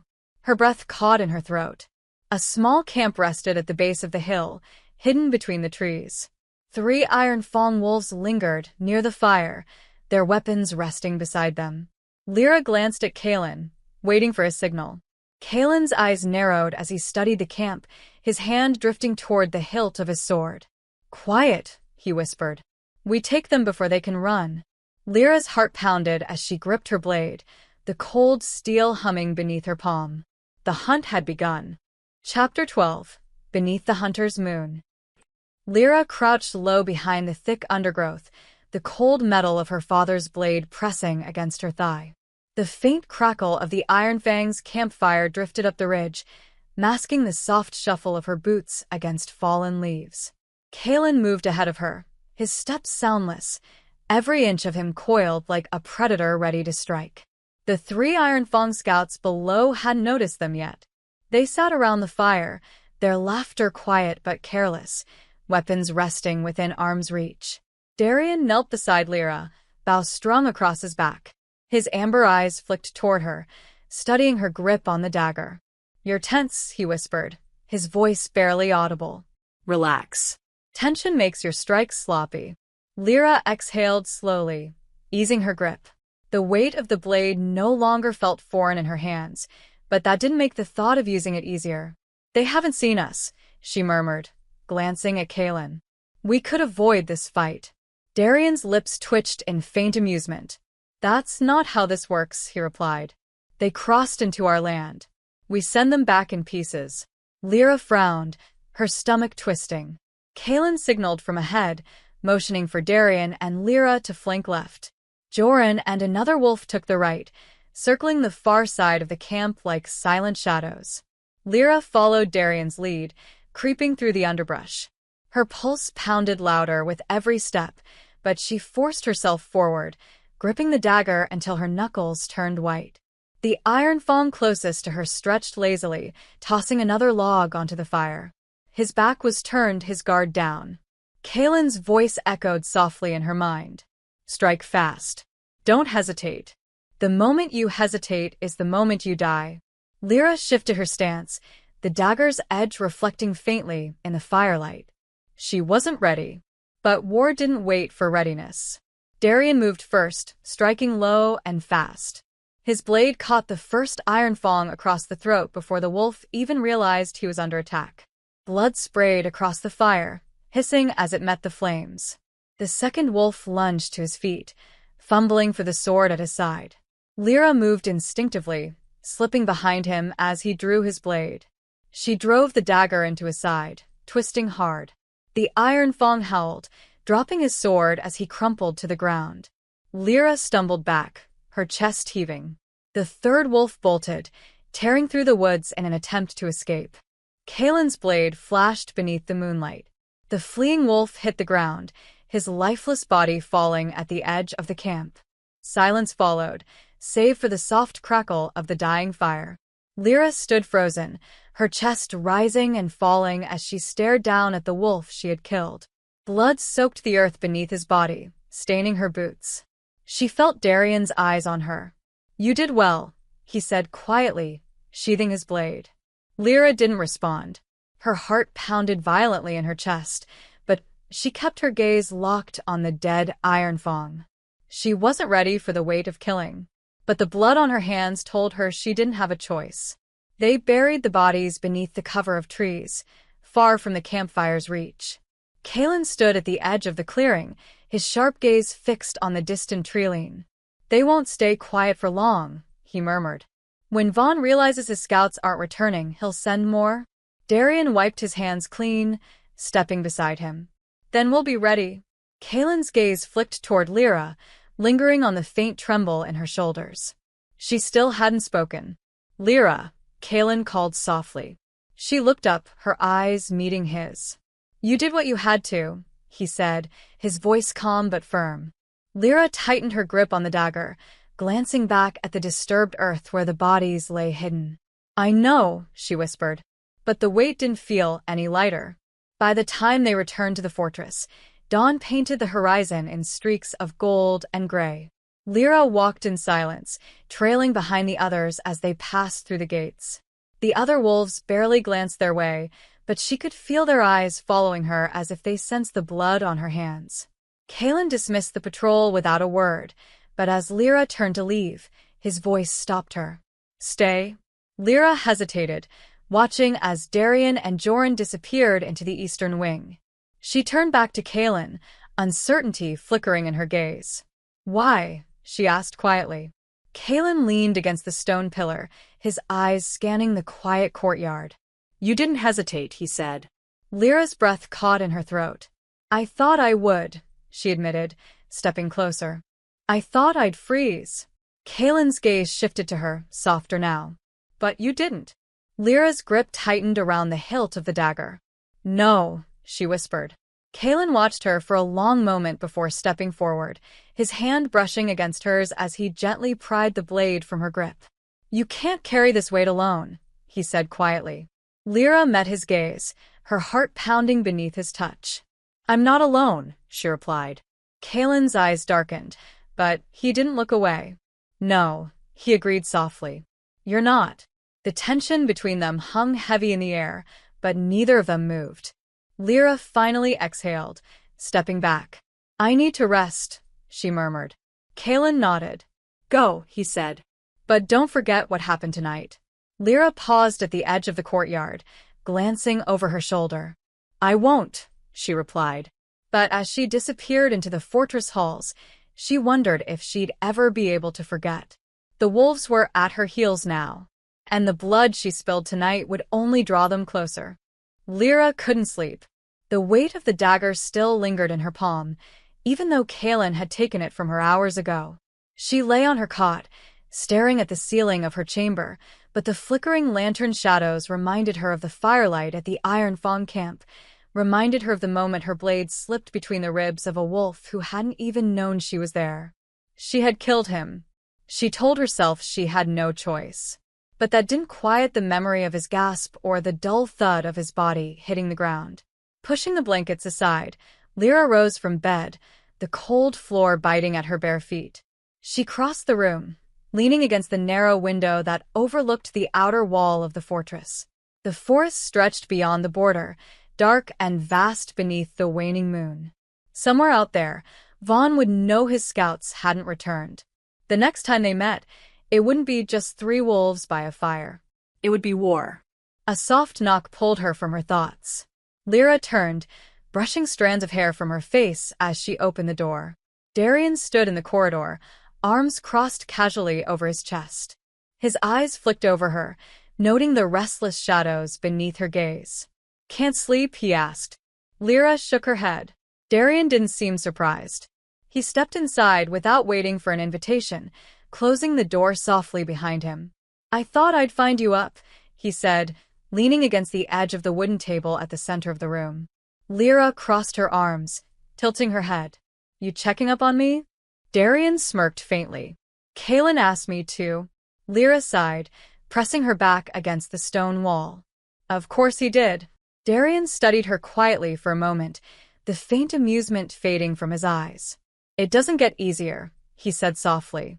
"The first kill." Lyra stiffened. "I know." Darian's gaze drifted to the small dagger still resting on her bedside table, the steel catching faint traces of lantern light. "But you handled it," he added. Lyra glanced at him, uncertain how to respond. "Barely," she admitted. Darian shrugged. "Barely is enough. The wolves we buried tonight won't care how well you fought." Lyra's lips pressed into a thin line. "I keep thinking about it," she said, her voice softer. "His face. His voice before I—" She stopped, unable to finish the sentence. Darian straightened, his expression unreadable. "You think too much," he replied. Lyra frowned. "That's not exactly comforting," she muttered. Darian's amber eyes flicked toward her, his smirk returning, but it didn't last. "Look," he said, his tone gentler now. "We all carry ghosts. Every wolf here remembers the first life they took. The only difference between them and you," he paused, his gaze locking onto hers, "is that they don't let it show."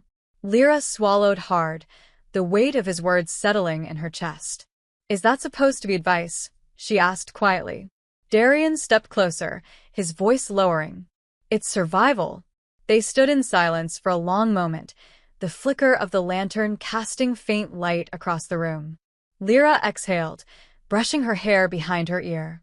I never wanted to survive like this, she admitted. Darian's gaze lingered on her for a moment before he finally nodded. None of us did, he replied. Before Lyra could respond, a sharp knock echoed from the door. This time, when she opened it, Kalen stood waiting. His dark eyes flicked to Darian, noting his presence but saying nothing. Come with me, Kalen said, his voice low and even. Lyra arched a brow, glancing between the two of them. Now, she asked, eyeing the dark corridor behind him. It's the middle of the night. Kalen didn't flinch. That's the point. Lyra followed Kalen through the fortress, the cold air settling into her bones as they stepped out into the courtyard. Darian trailed behind them, his presence silent but unwavering. The fortress grounds were empty save for a few wolves stationed near the perimeter. Kalen led them toward the far side of the training yard, where torches burned low along the stone wall. Lyra shivered, gripping her cloak tighter as they approached the sparring ring. I didn't think this was about training, Lyra said cautiously, eyeing the empty yard. It's not, Kalen replied, stepping into the ring. He motioned for Lyra to follow. Darian stopped at the edge, leaning against the post. Kalen's gaze locked onto her, his sharp eyes glinting beneath the torchlight. Draw your blade, he ordered. Lyra hesitated. What? Kalen's voice remained calm, but there was an unmistakable edge beneath it. Draw it, he repeated. Now. Lyra's heart pounded, but she obeyed, unsheathing her father's sword with slow precision. The steel gleamed faintly beneath the moonlight. Kalen stepped forward, his own blade already drawn. You killed one of Vaughn's wolves today, Kalen said, circling her slowly. Lyra's grip tightened on the hilt. I know. Kalen's eyes narrowed. Show me. Lyra's stomach twisted. What? Kalen didn't stop moving. Show me how you did it, he pressed. Lyra glanced at Darian, but he didn't intervene. His gaze remained steady, as if silently agreeing with whatever Kalen intended. Lyra exhaled shakily, lifting the blade in front of her. I caught him off guard, she admitted. He wasn't paying attention. Kalen's eyes darkened. That won't happen next time. In one swift motion, Kalen lunged. Lyra barely had time to raise her sword before his blade crashed against hers. The impact rattled through her arms, driving her back a step. Kalen didn't relent, pressing forward with quick, calculated strikes. Lyra scrambled to block, but his strength forced her to retreat. Strike faster, Kalen growled. Lyra gritted her teeth, slashing at him with a quick, desperate motion. Kalen sidestepped, knocking her blade aside with ease.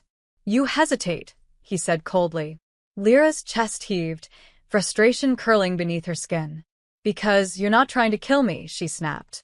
Kalen's blade dropped slightly, but his eyes never softened. Then imagine I am, he replied.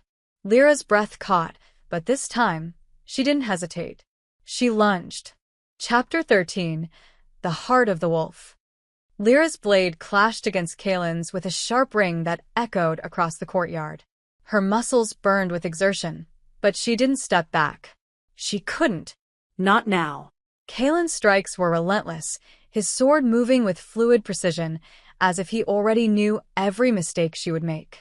His eyes stayed locked onto hers, not with malice, but with the cold calculation of someone determined to break through every wall she had left.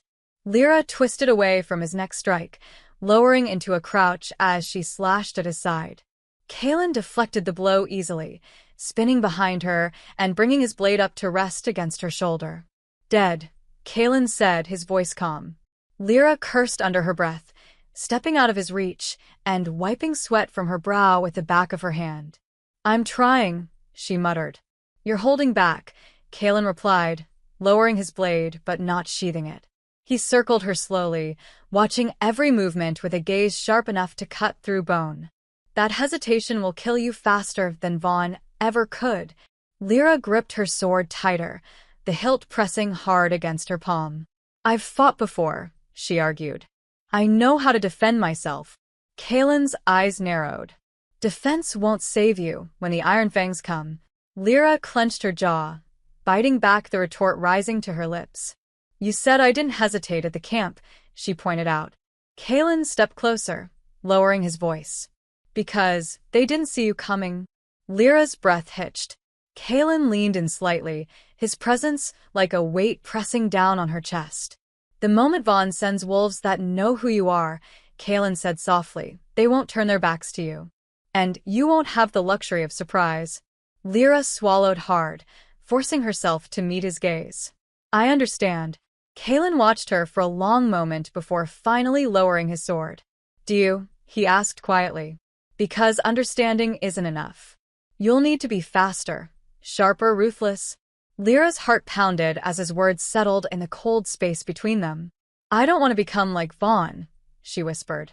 Kaelin's eyes softened, just barely. You won't, he replied. But if you don't fight like him, you won't survive him. The weight of the truth pressed heavily on her chest, but she nodded. Again, Kaelin said. Lyra tightened her grip on the sword, stepping into the ring. This time, she wouldn't hold back. By the time they stopped, the sun had begun to rise, streaking pale light across the distant horizon. Lyra's arms ached, but she stood tall, her breath shallow but steady. Kaelin lowered his blade, stepping back as Darian approached from the edge of the courtyard.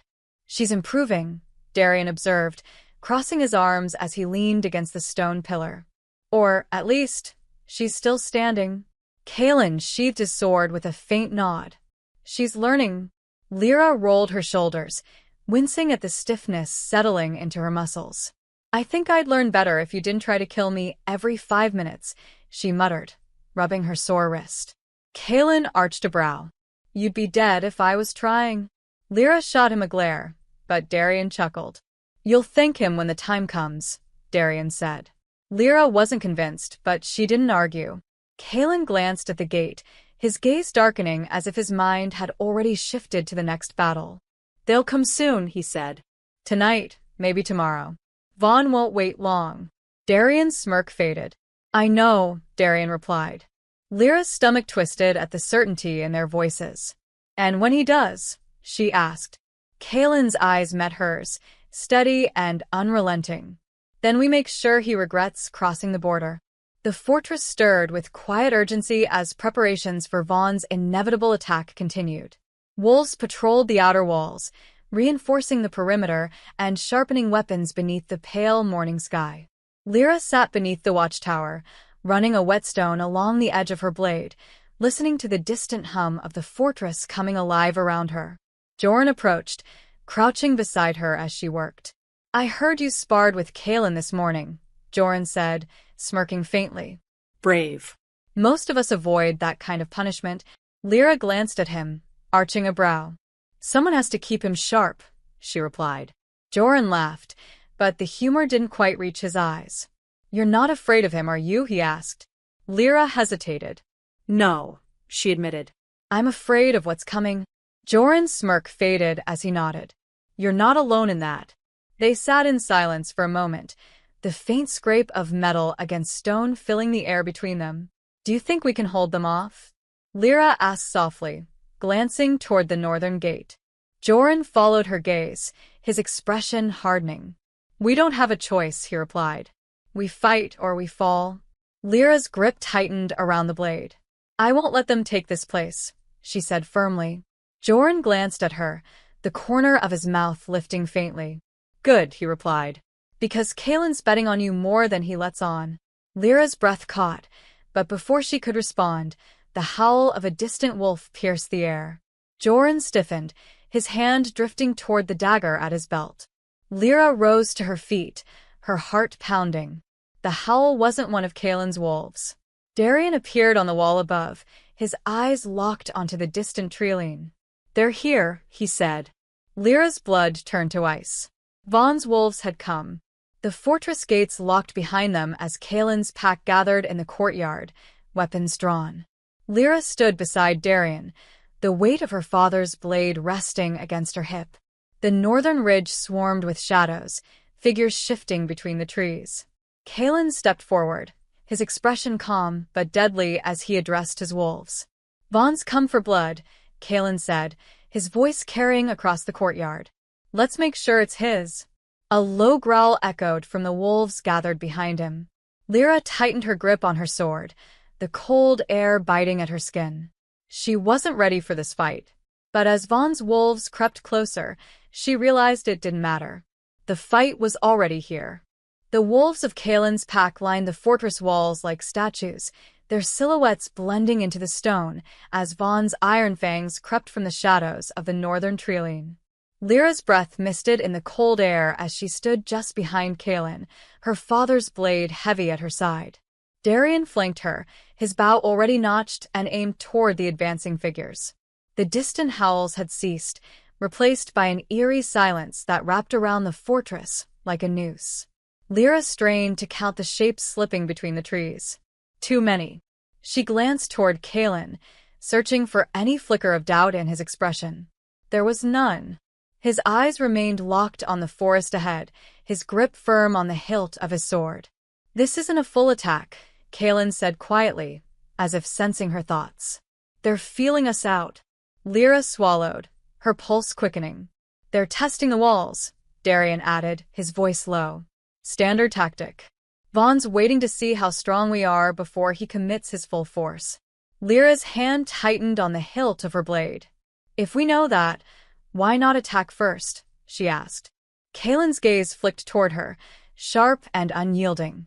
Because the hunter who springs too early loses the prey, he replied. We let them come to us. Lyra opened her mouth to argue but stopped as Vaughn stepped from the trees. He emerged with the slow confidence of someone who knew he wasn't in danger. His dark cloak flowed behind him, and his eyes gleamed beneath the pale light. 6 wolves flanked him, silent, deadly shadows.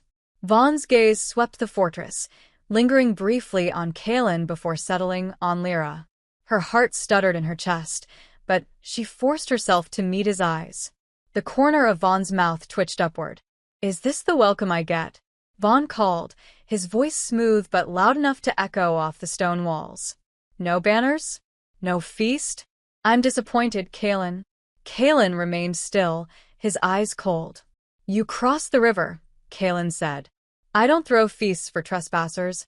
Vaughn laughed, the sound low and unsettling. Oh, I haven't crossed the river, Vaughn replied, gesturing to the ground beneath his feet. I'm standing exactly where I should be. Your borders are in question. Lyra felt the tension ripple through the pack. Darian's grip on his bow tightened.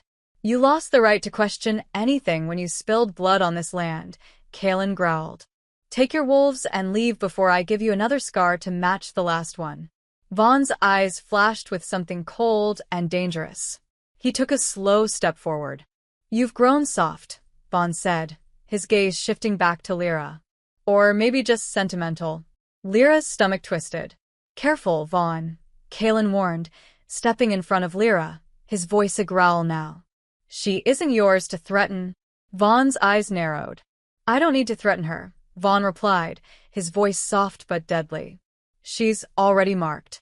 The rebellion left its scent on her blood, and every wolf in this forest can smell it. Lyra stiffened, her hand gripping the blade at her side.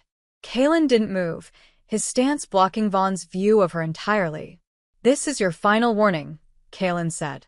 Step back, or I'll consider this an act of war. Vaughn's smirk didn't fade, but his eyes hardened. You're already at war, Kalen, Vaughn replied, his voice a whisper beneath the wind. You just haven't accepted it yet. For a long, tense moment, no one moved. Then, with a slow gesture, Vaughn turned and motioned for his wolves to retreat. They melted back into the trees like shadows slipping beneath the earth. Lyra exhaled, the tension coiling in her chest slowly loosening as Vaughn's figure disappeared from view. Kalen lowered his sword, but didn't relax. Darian lowered his bow with a soft curse. He's toying with us, Darian muttered, stepping closer. He's watching, Kalen corrected, his gaze still fixed on the treeline. And he won't stop until he's convinced there's no weakness to exploit. Lyra swallowed hard, the weight of Kalen's words sinking deep into her bones. She wasn't sure if he was talking about the fortress or her. Lyra found herself pacing the upper balcony of the fortress long after the sun had set. The fire in the courtyard below crackled faintly, but the cold still seeped into her skin. Kalen stood nearby, leaning against the railing, his gaze scanning the dark forest beyond the walls. "You should be resting," he said without looking at her. Lyra crossed her arms, stepping closer. "So should you?" Kalen's lips twitched faintly, though the humor didn't reach his eyes. "I rest when I know Vaughn is gone," he replied. Lyra's gaze drifted toward the distant treetops. "You think he'll come back soon?" Kalen's jaw tightened. "I know he will." Silence hung between them for a long moment. Lyra finally broke it. "Why does Vaughn hate you so much?" she asked. Kalen's eyes narrowed slightly, but he didn't turn. "I took something from him," Kalen said quietly. Lyra's brow furrowed. What? Kalen finally met her gaze, his expression hard. "Power." Lyra hesitated. "Was he ever stronger than you?" she asked softly. Kalen's gaze lingered on her, but something flickered behind his eyes. "No," he replied. "But Vaughn doesn't need to be stronger to be dangerous. He just needs to be patient." Lyra swallowed hard, her grip tightening against the railing. "So what do we do?" she whispered. Kalen's gaze flicked to the distant woods, his eyes glinting beneath the moonlight. "We don't give him the chance to strike first," he said. Lyra's chest tightened. The wolves would return. And this time, they wouldn't stop at the border. Chapter 14: The Edge of the Blade. The fortress pulsed with quiet urgency. Morning light filtered through the mist that clung to the outer walls, and the wolves of Kalen's pack moved with grim focus. Spears lined the armory, bows were strung, and blades sharpened. The sound of steel on stone echoed faintly across the training yard as preparations for war continued. Lyra stood at the edge of the northern wall, watching the treeline where Vaughn's wolves had retreated the night before. Her hand drifted to the hilt of her father's blade, the weight of it grounding her against the cold wind. She hadn't slept. Neither had Kalen. Below, Darian directed a group of wolves reinforcing the outer gate. His voice carried across the yard, sharp and authoritative, but when his gaze lifted, he found Lyra watching. He joined her moments later, stepping onto the wall with a quiet ease that only seasoned warriors carried. "You're brooding," Darian said, leaning against the stone beside her. Lyra arched a brow. "I thought brooding was Kalen's specialty." Darian smirked faintly. "He's rubbing off on you?" Lyra exhaled, her eyes scanning the trees. "They're still out there," she murmured. Darian's gaze shifted toward the woods, narrowing slightly. "They are," he admitted. "But they're waiting for something." Lyra frowned. What could they possibly be waiting for? Vaughn made it clear he doesn't care about the rules of war. Darian's jaw tightened. "He doesn't," he agreed. "But Vaughn isn't reckless. He's patient.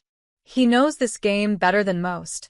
Lyra crossed her arms, the cold seeping through her cloak. "That's what Kalen said," she murmured. "That Vaughn's waiting for an opening."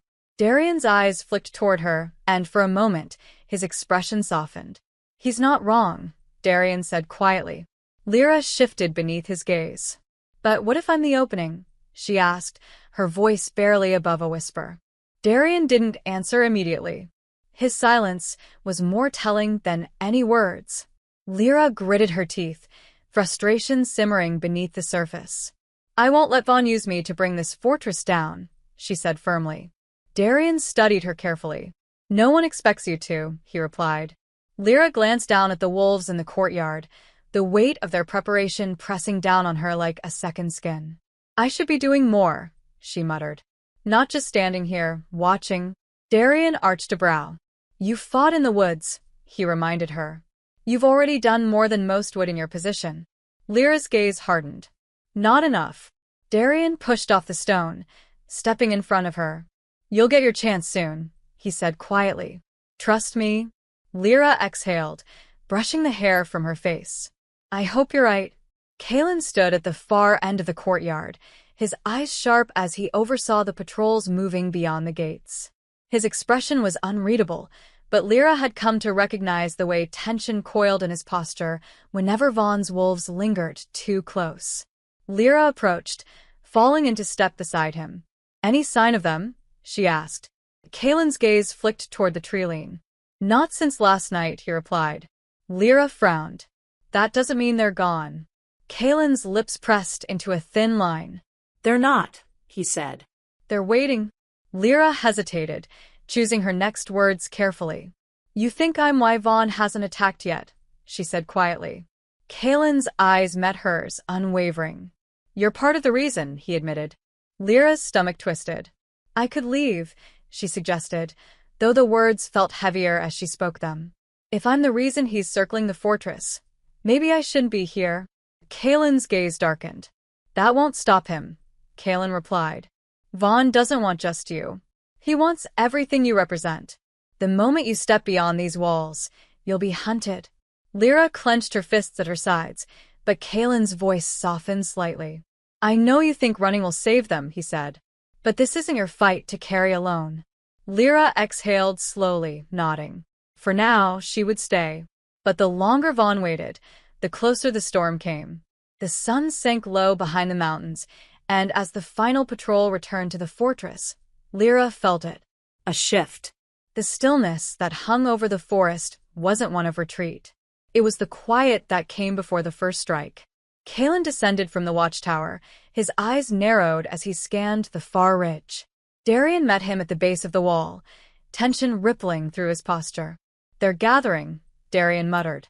Kaelin's jaw tightened. "I know." Lyra watched from the balcony above, her heart hammering against her ribs. The Iron Fangs weren't waiting anymore. They were coming. Part 2, Fire on the Ridge. By nightfall, the forest came alive with movement. Lyra stood at the northern wall, gripping the cold iron railing as torches flickered in the distance. Vaughn's wolves emerged from the shadows like ghosts, their eyes glinting in the pale moonlight. Kaelin's wolves lined the wall beside her, weapons drawn and ready. Darian moved swiftly between the ranks, issuing quiet orders as the fortress prepared for the inevitable clash. Kaelin stood at the gate, his sword resting easily in his hand. Lyra stepped closer, her voice low. "This is it, isn't it?" she asked. Kaelin's eyes never left the approaching wolves. "Yes," he replied. Lyra's breath caught. "How many do you think he'll send?" Kaelin's gaze flicked toward her, calm but deadly. "All of them." Lyra swallowed hard, gripping the hilt of her father's blade. "I'm ready," she whispered. Kaelin's eyes softened, but he nodded. "I know." The Iron Fangs stopped just short of the fortress gates, Vaughn standing at the center of them. His eyes found Lyra immediately, and he smiled. "Shall we begin?" Vaughn called, his voice smooth but laced with danger. Kaelin stepped forward, his grip tightening on the sword at his side.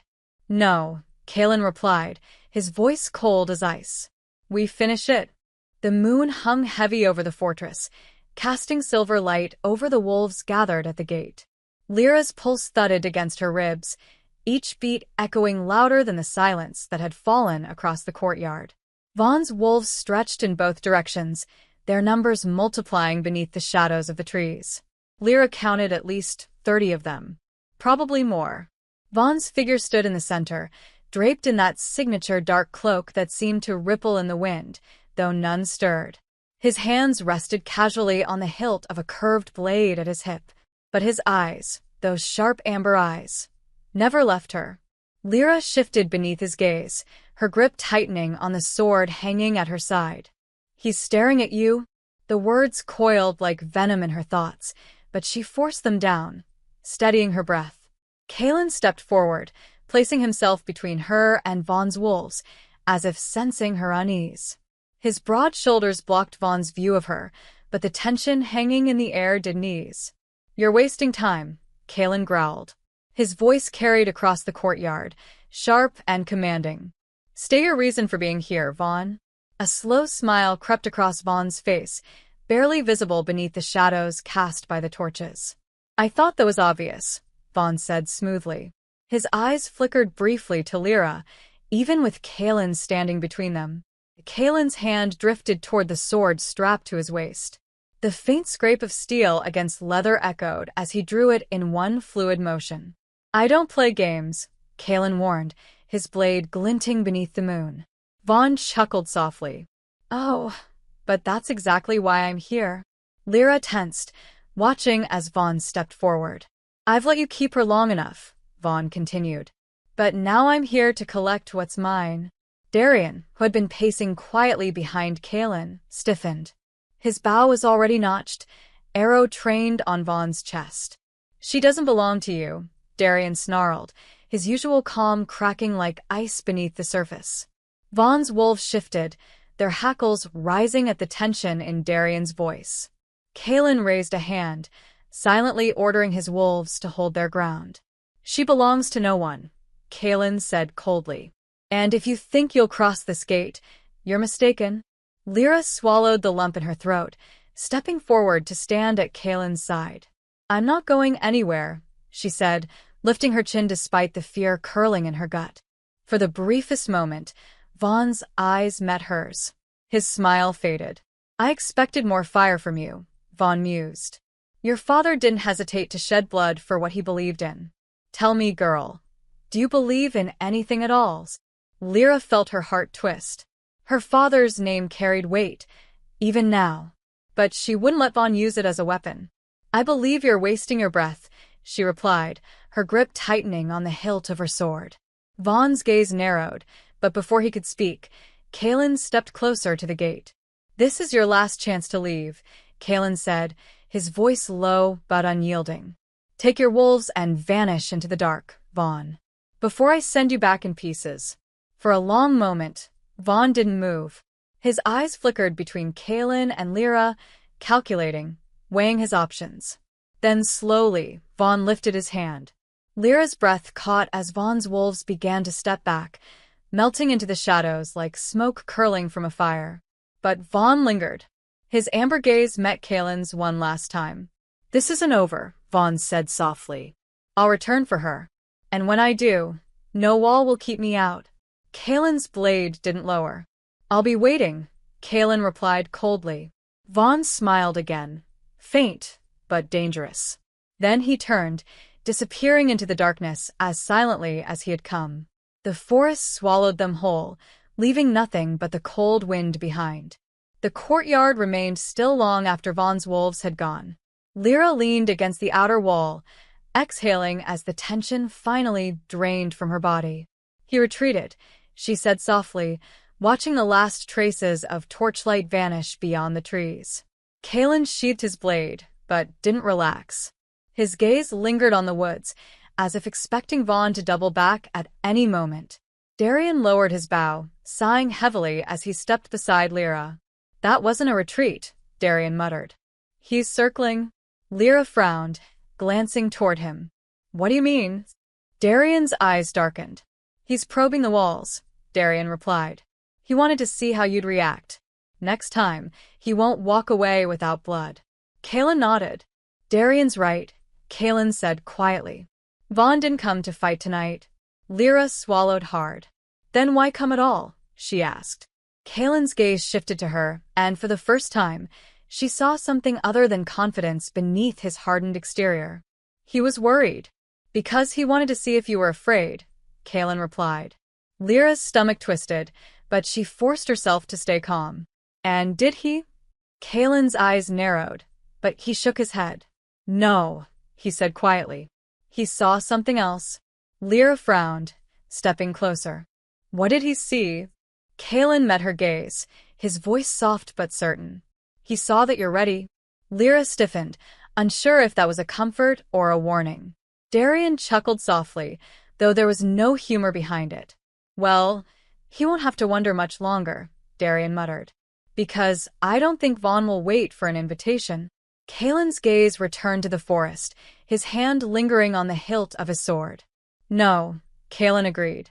He won't. Lyra exhaled, feeling the weight of the night settle over her shoulders. She wasn't ready for war, but Vaughn wouldn't give her a choice. Chapter 15. The Breaking of the Pack. The cold lingered long after Vaughn's wolves had retreated, as if the air itself remembered his presence.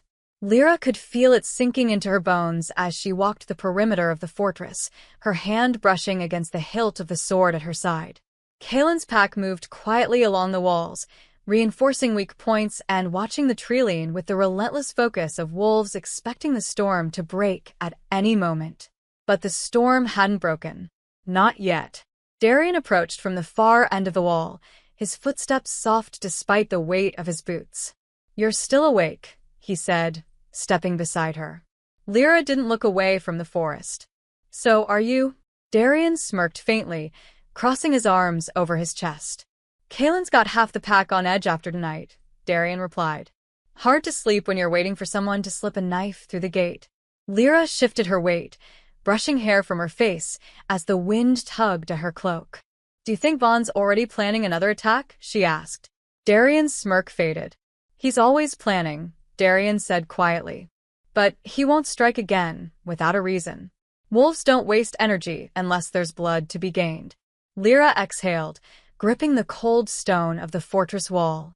"Then why do I feel like he's already inside these walls?" she muttered. Darian's gaze darkened. "Because he is," Darian replied. "Not in flesh, but in every shadow we check twice. In every wolf wondering whether you're worth the risk." Lyra's chest tightened. The truth stung more than she wanted to admit. Vaughn didn't need to climb the walls to tear the pack apart. His whispers were enough. Lyra turned toward Darian, her voice quieter now. "Do they blame me for this?"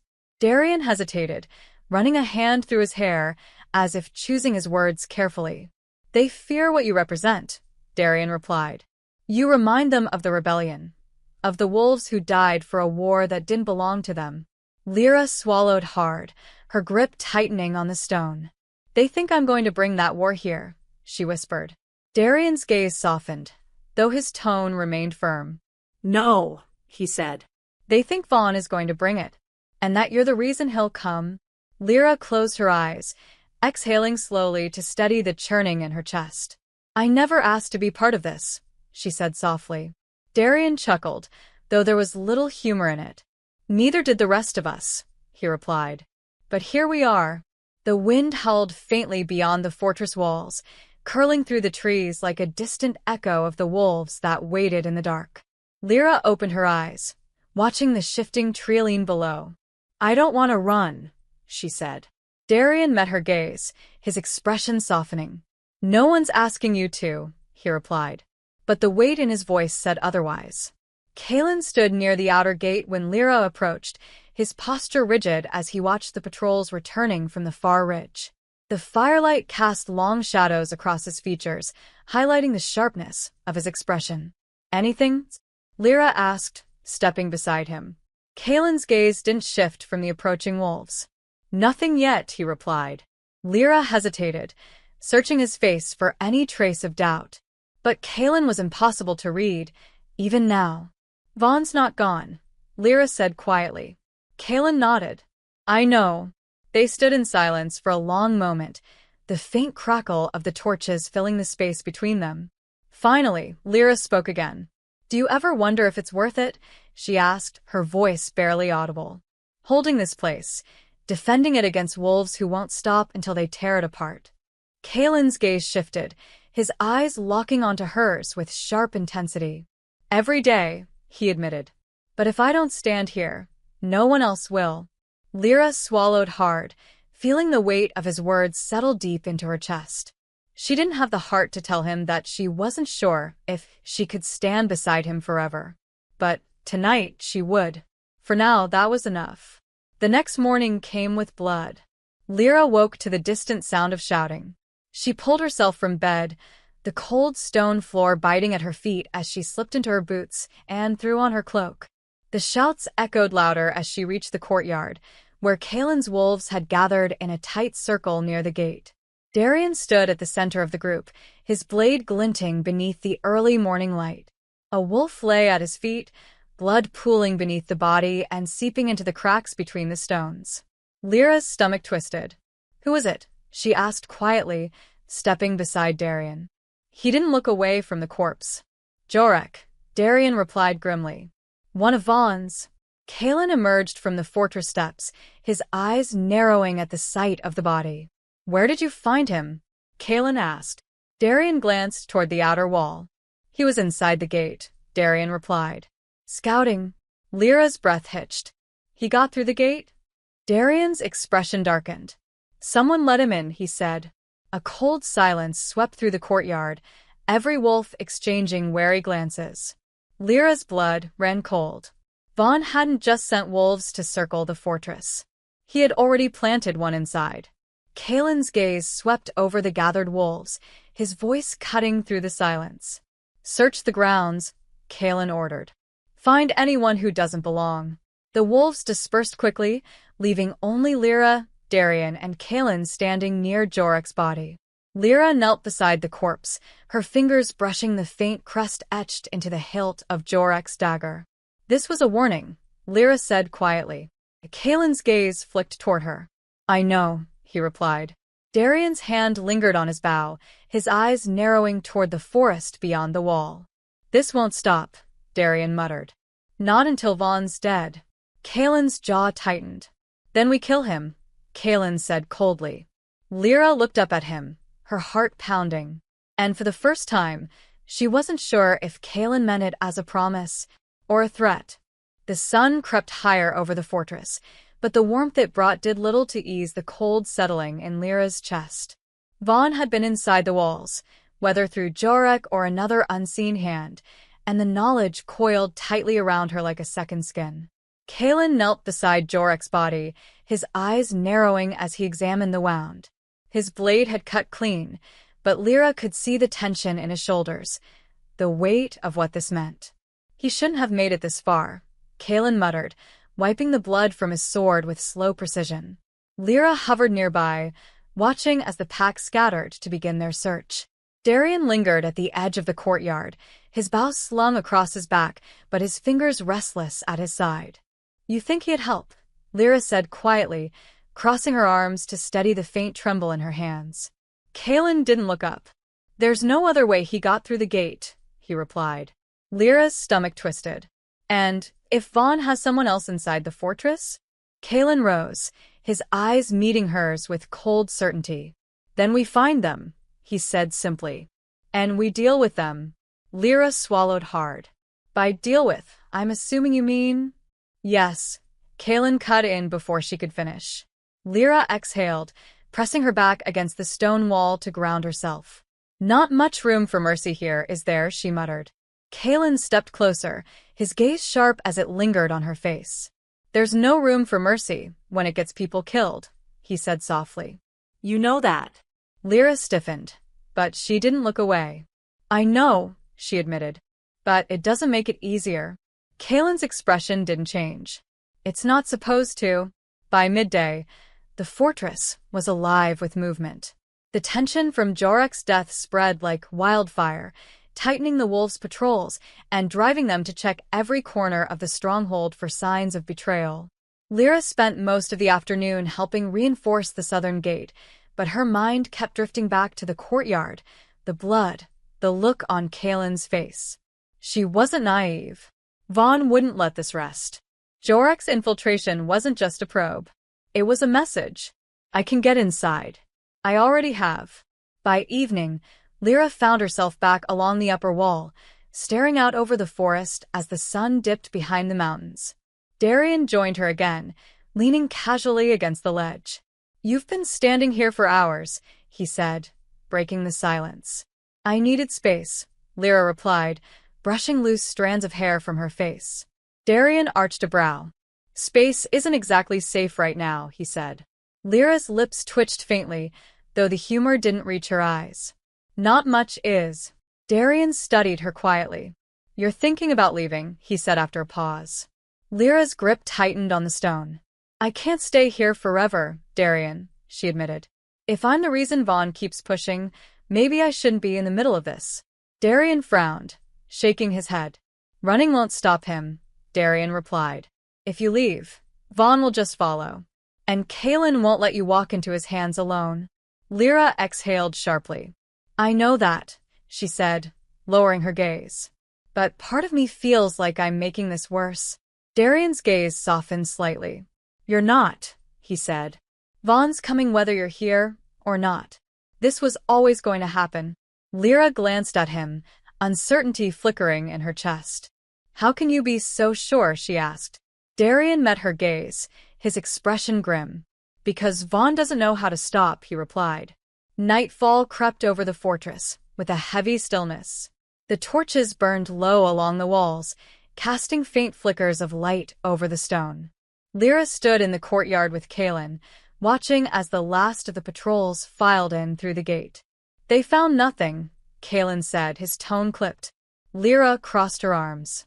You don't believe that's the end of it, she guessed. Kaelin's gaze lingered on the treeline beyond the walls. No, he admitted. Vaughn's watching. Waiting. And he'll keep waiting until we make the first move. Lyra shifted beside him, the weight of her sword pressing heavily against her hip. Then maybe it's time we stopped waiting, she said quietly. Kaelin glanced at her, his eyes narrowing slightly. You think we should take the fight to him? Lyra hesitated, but the fire simmering beneath her skin spoke louder than her doubts. I think Vaughn already believes he's in control, she replied. Maybe it's time we reminded him that this isn't his land. A faint flicker of approval crossed Kaelin's face, but it disappeared just as quickly. You're not wrong, Kaelin said. But Vaughn expects that. If we push too early, we could lose more than we gain. Lyra frowned, brushing her thumb along the edge of her blade's hilt. And if we do nothing? Kaelin's jaw tightened. Then he wins without ever crossing the gate. Lyra exhaled, feeling the weight of the decision pressing down on both of them. She didn't have an answer, but neither did Kaelin. For now, the only thing standing between them and Vaughn was the fortress wall and the thin line of wolves guarding it. The first arrow fell just before dawn. Lyra woke to the faint thud of something striking the outer wall, her eyes snapping open as distant howls echoed beyond the gate. She threw on her cloak, grabbing her sword as she stumbled from her chamber. The courtyard was already alive with movement by the time she arrived. Wolves lined the upper wall, bows raised and swords drawn as shadows flickered in the trees beyond the border. Kaelin stood at the gate, his sword glinting beneath the rising sun. Vaughn's wolves had come. Lyra's pulse pounded as she reached Kaelin's side. How many? She asked, her breath misting in the cold. Kaelin's gaze hardened as he watched the figures gathering in the treeline. All of them, he replied. Lyra's fingers tightened around her sword, the cold metal humming beneath her touch. She had known this moment would come, but knowing didn't make it easier. They'll break against the walls, Kaelin growled. We hold the line here. Lyra nodded, swallowing the fear rising in her throat. This was it. The wolves were at their door. And this time, Vaughn wasn't leaving without blood. As dawn broke over the fortress, Lyra stood atop the northern wall, watching the last shadows of Vaughn's retreat vanish into the dense forest. The cold wind carried the weight of promises unfulfilled, and though the battle was over, she knew it wasn't victory. Only a brief pause before the storm returned. Kaelin stood beside her, silent but watchful, his presence as steady as the stone beneath their feet. Vaughn's eyes had lingered on her through the smoke and blood, a warning she couldn't shake. Lyra tightened her grip on the hilt of her sword, the weight of her father's blade a constant reminder of the path she had chosen. She wasn't the same woman who had arrived at the fortress's gates, fragile and uncertain. When Vaughn returned, and she knew he would, she wouldn't hide behind Kaelin's strength. She would stand at his side, blade drawn, ready to carve out her place in the pack or die defending it. The wolves had retreated, but their howls still echoed in her bones. This wasn't the end. It was only the beginning.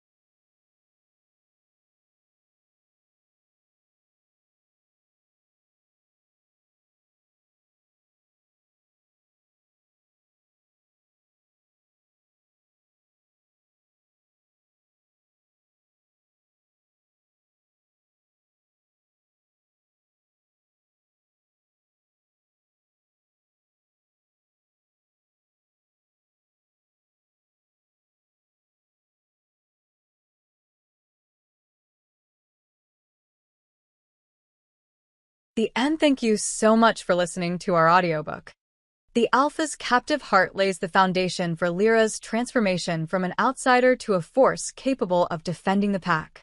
But the shadows cast by Vaughn's retreat linger, and the fragile peace won't hold for long. In the Alpha's shadow rising, alliances will be tested, and new enemies will emerge, not all of them from beyond the fortress walls. As Vaughn's relentless pursuit threatens to unravel the pack, Lyra will be forced to confront the darkness growing within her own ranks. The fight for survival is far from over, and when the wolves return, the question won't be whether the fortress can withstand the siege, but whether the pack itself will survive the coming storm. Watch out for Book 2, The Alpha's Shadow Rising.